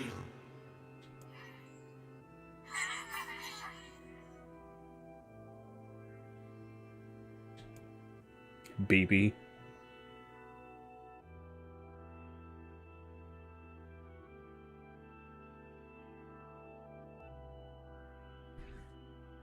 Get ready to feel bad before you... Get ready to feel bad. Do you feel bad?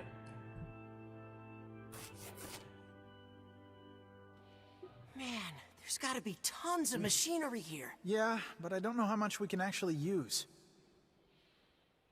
Oh, wow. Check this out. It looks brand new. Hey, be careful, all right? This place is dangerous. I'll be fine. The robot didn't even do this. He did. Huh?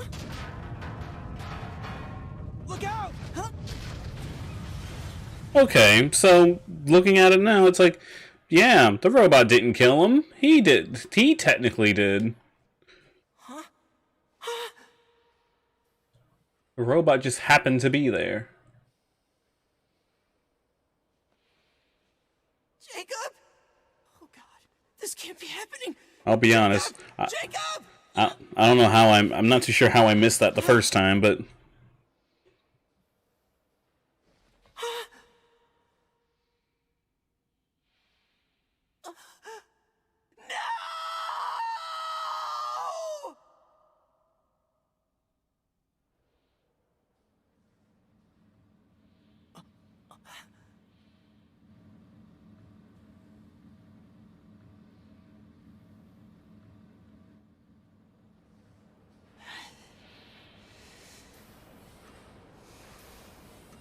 the boy became a deranged man that day.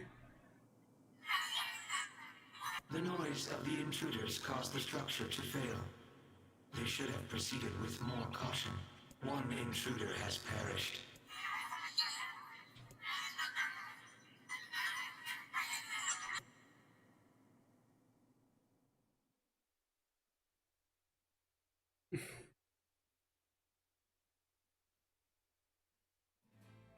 The junk heap. Perhaps we should speak to the brothers. They might know something about this.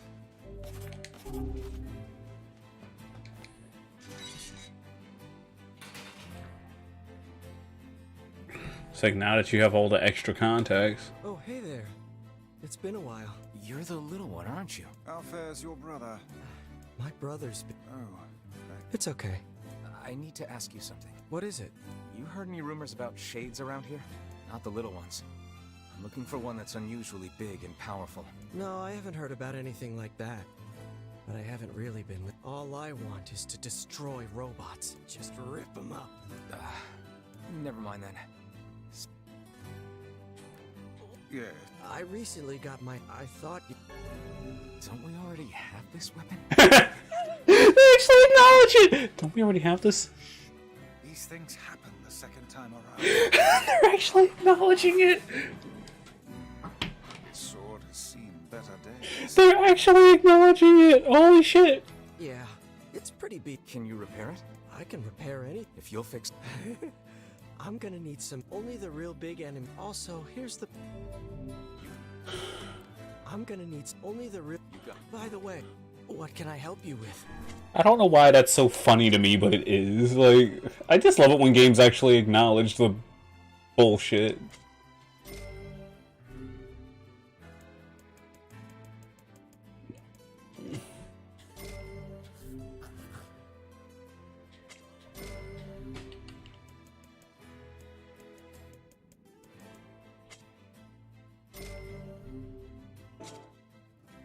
Come. I'm gonna need some. Only the real big and. You got it. By the way, what can I help you with?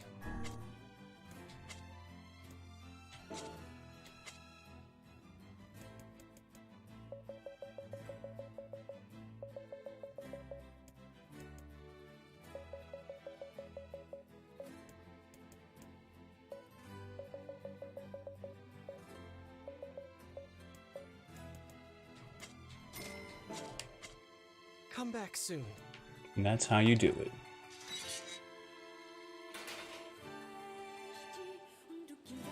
I just don't know why that's so funny. Don't we already have this weapon? Shh. These things happen.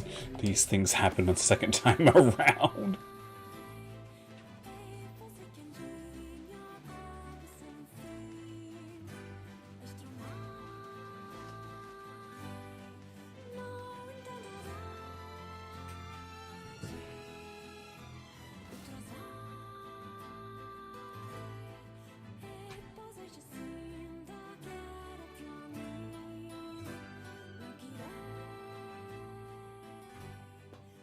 It's a shame about the older lad. He was but a child. Sounds like you went into a dangerous area for the sake of the business.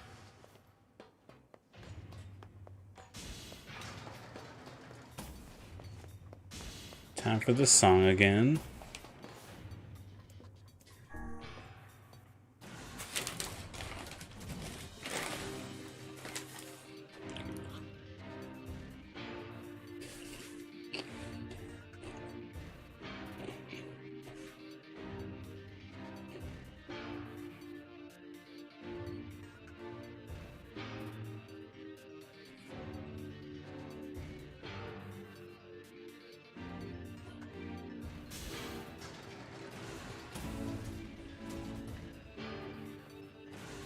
The elder brother postponed his joy for the sake of his sibling. Do you think he was ever truly happy? Just making his little brother happy would have been enough. That's what being an older brother is like.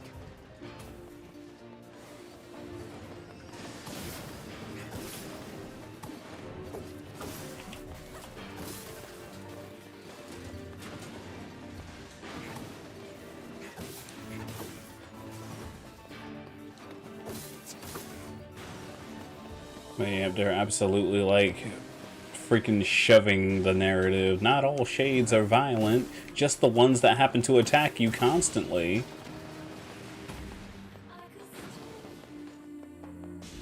Do I really have to redo this?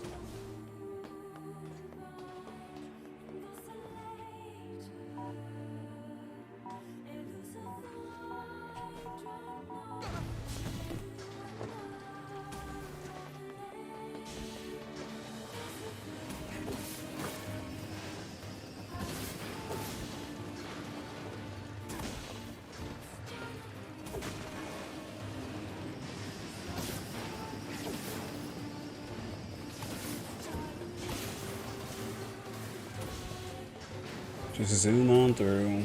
Starting to think level.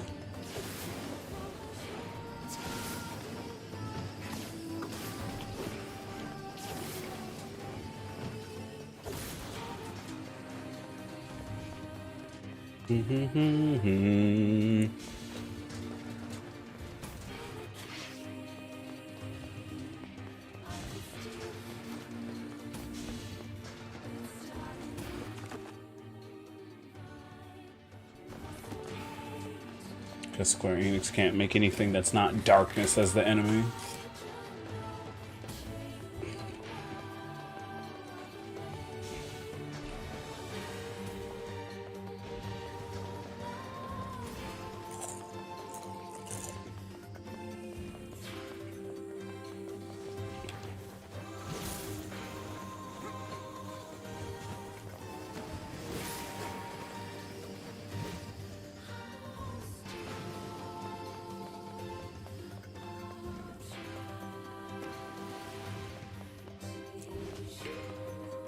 Is there anything else I could possibly want out of it? A playable Kaine segment would have been kind of cool, you know?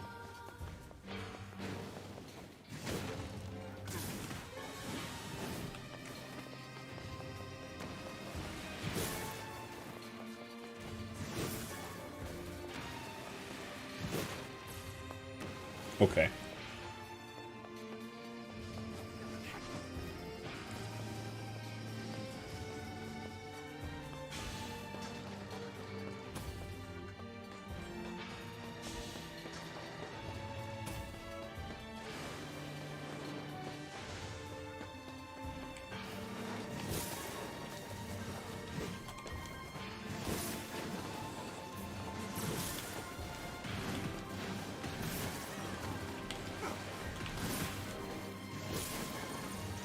At this point, it's like literally I'm playing for the extended story. Everything is dying so fast, you see.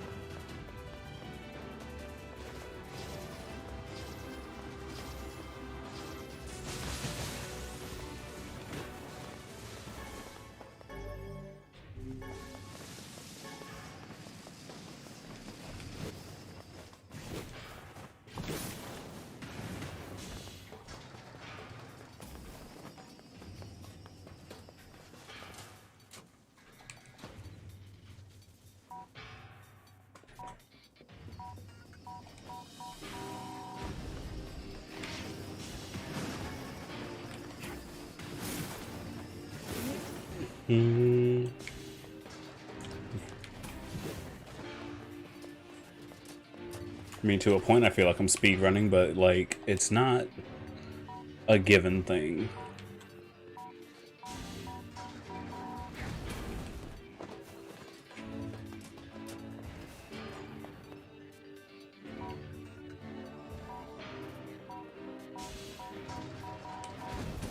Come on.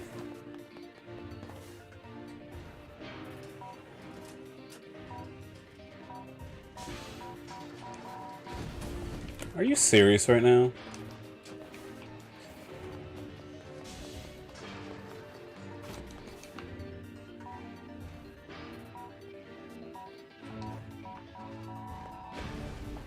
There we go, much better.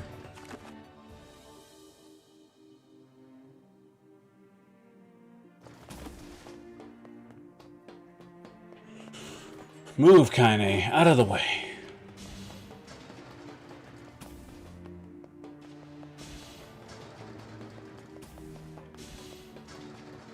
I'm gonna finish up this little segment. I'm gonna hit the save point. We're gonna call it. Stupid door. Showtime! Calyx with the raid. Jeez, I might have to stay up a little bit later now.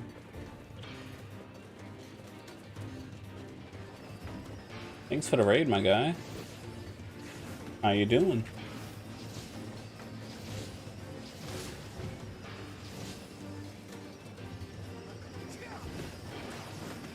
Dropping people off. The rating thing never seems to want to work properly for anybody. It's fine.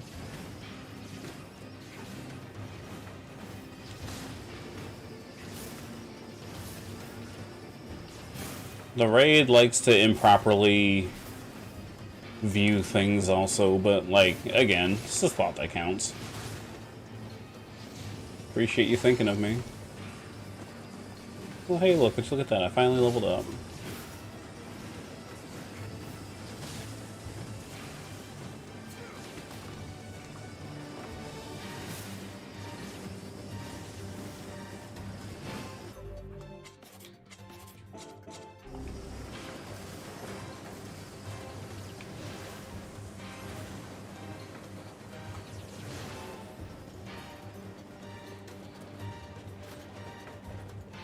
Hope you're doing okay and you had a good week.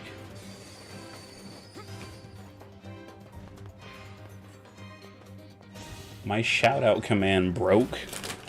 Otherwise I'd use that for you.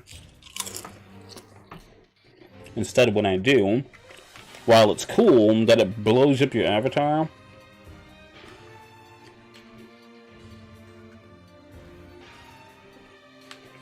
but like my actual like dialogue for it and everything broke, so I don't know how. I installed it. I did the thing just the way it told me, but it is what it is.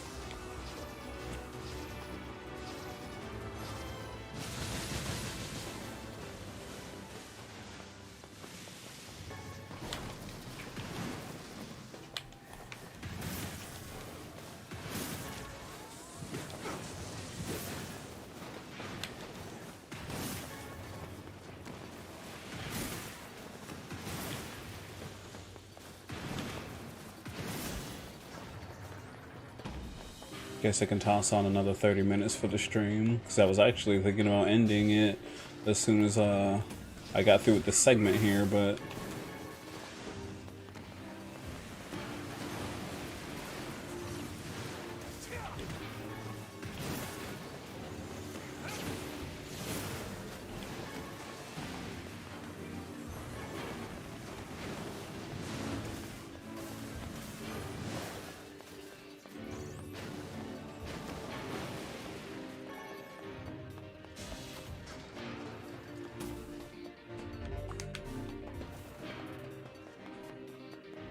that's how it be sometimes. Also, if you remember having a different avatar on the screen and everything before what you have now, I apologize in advance. I had to update the program, which also meant deleting a bunch of stuff because basically, apparently, it's like I bought the program and everything, but they also made it so that if you wanted more avatars or whatever, it was like, it was either like affiliate only or something like that. Plus my thing wasn't running properly because I had so many installed at one time. But me deleting those avatars led to everyone's thing getting reset for some stupid reason, so oh well.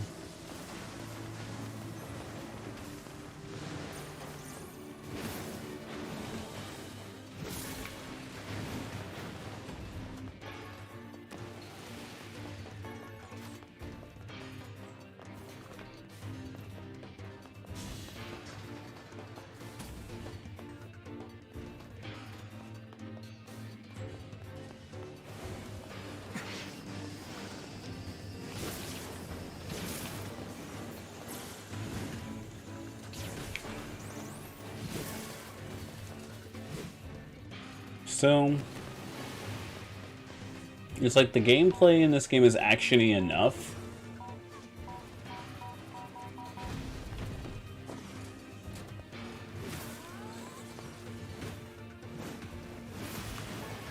To enjoy both it and the narrative. Some folks rely so heavily on gameplay to be immaculate that, you know, they don't seem to give a damn about a story. Like, I gotta say, story in this game is pretty good. And it's like, once I finally, you know, started putting things together and everything, it's like, oh, the story isn't too crazy to follow.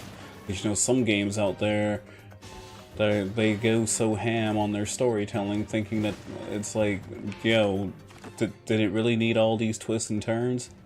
No. The answer is no.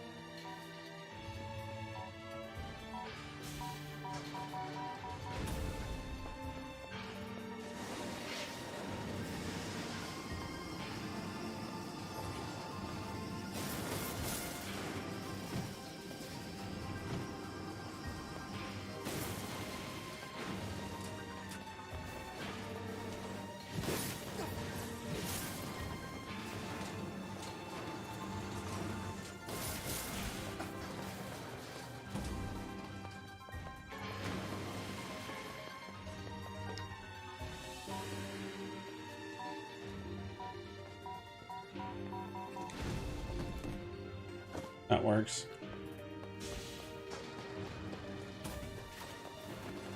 In the translation, he heals you when he feels like it.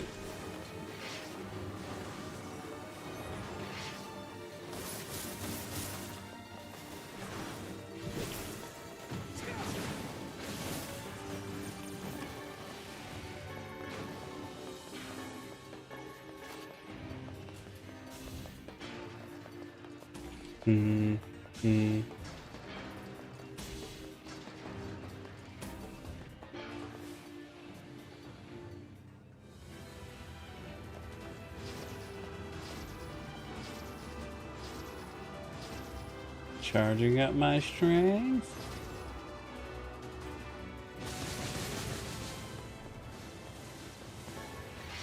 I still love that the music just resets.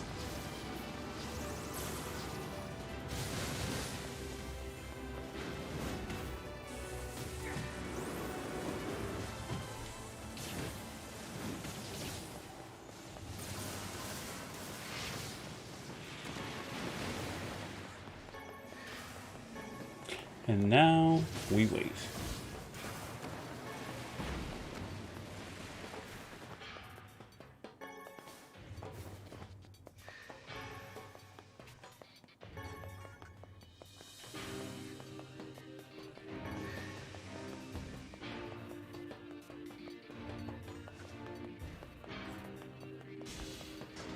I know what they desire.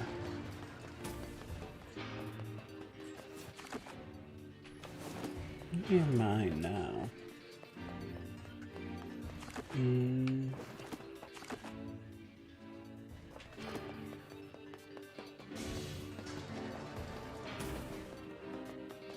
It's like I got all your crap.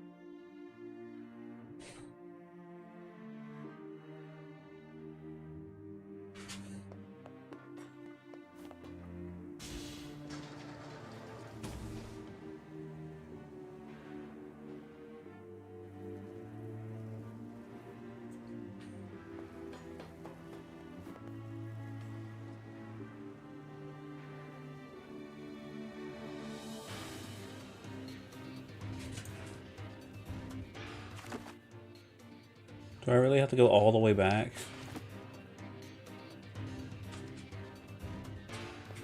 I guess so.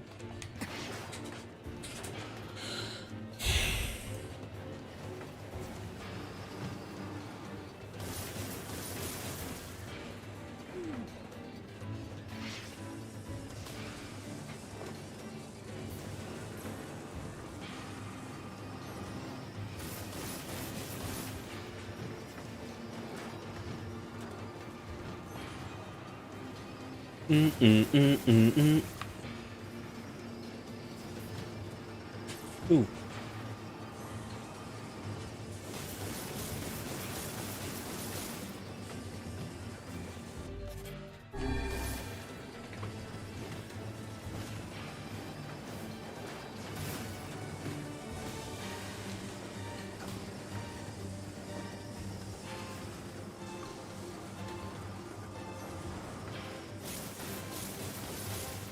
I just like the thematic of freaking blink attacks though. For some reason they just look really, really cool to me.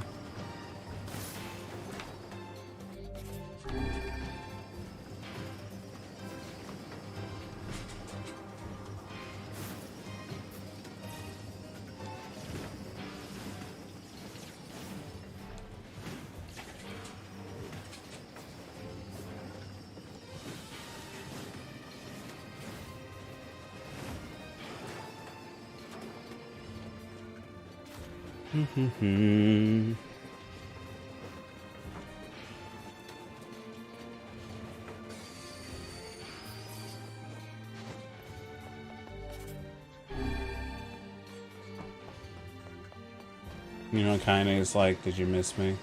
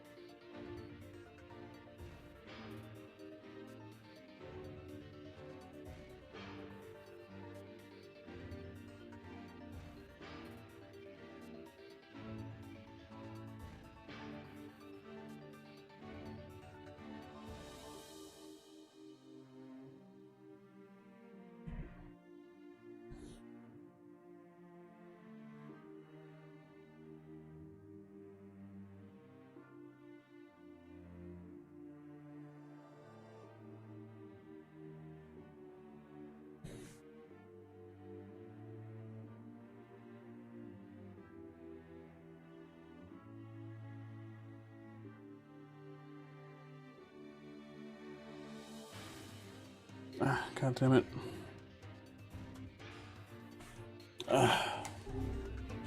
Alright, much better. Sorry, my stomach is busy doing like stupid little, I don't even know if anyone's still here, but it's one of those cases where it's like, you know you gotta go to the bathroom, and it's like, holy shit, I think I have to go to the bathroom, and then your stomach is like, tee-hee, just kidding.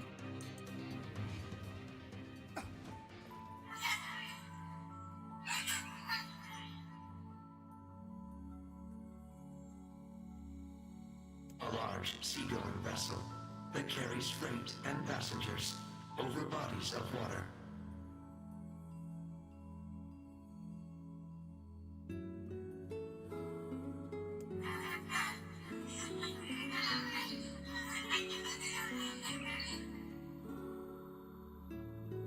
You have taught me much, Khalil. You have helped to expand my vocabulary.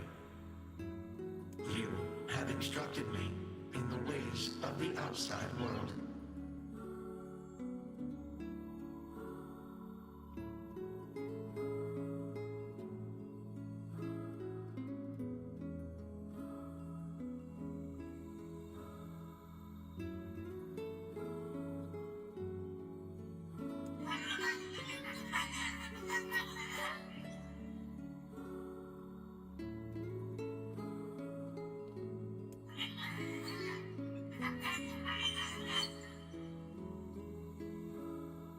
Because we are friends.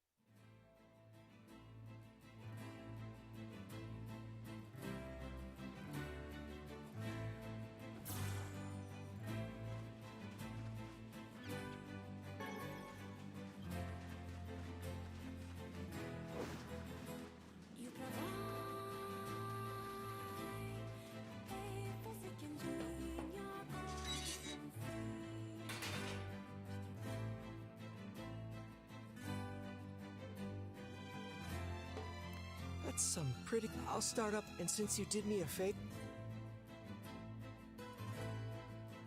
Well, this is gonna... No sense in you waiting. That would be... No sense in... That would... By the way, what can I help you with?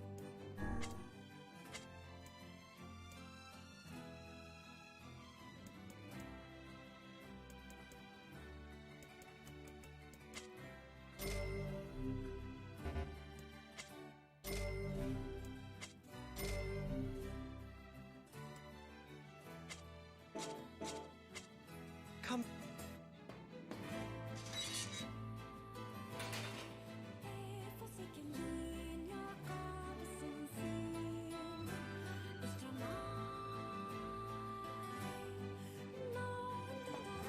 It appears we have some free Maybe Popol has found some in... Very well.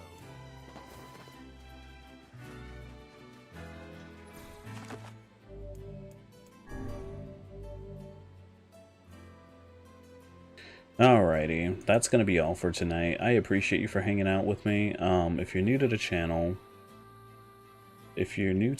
name is Dobywulf. I'm a variety streamer and I play lots of games, usually what I want to play. So if you want to come back and visit me again, I would appreciate it if you hit the follow button. But you don't have to if you don't want to. I'll earn that viewership one way or another. So take care. You guys have a good evening. I will see you next time. Have a good night.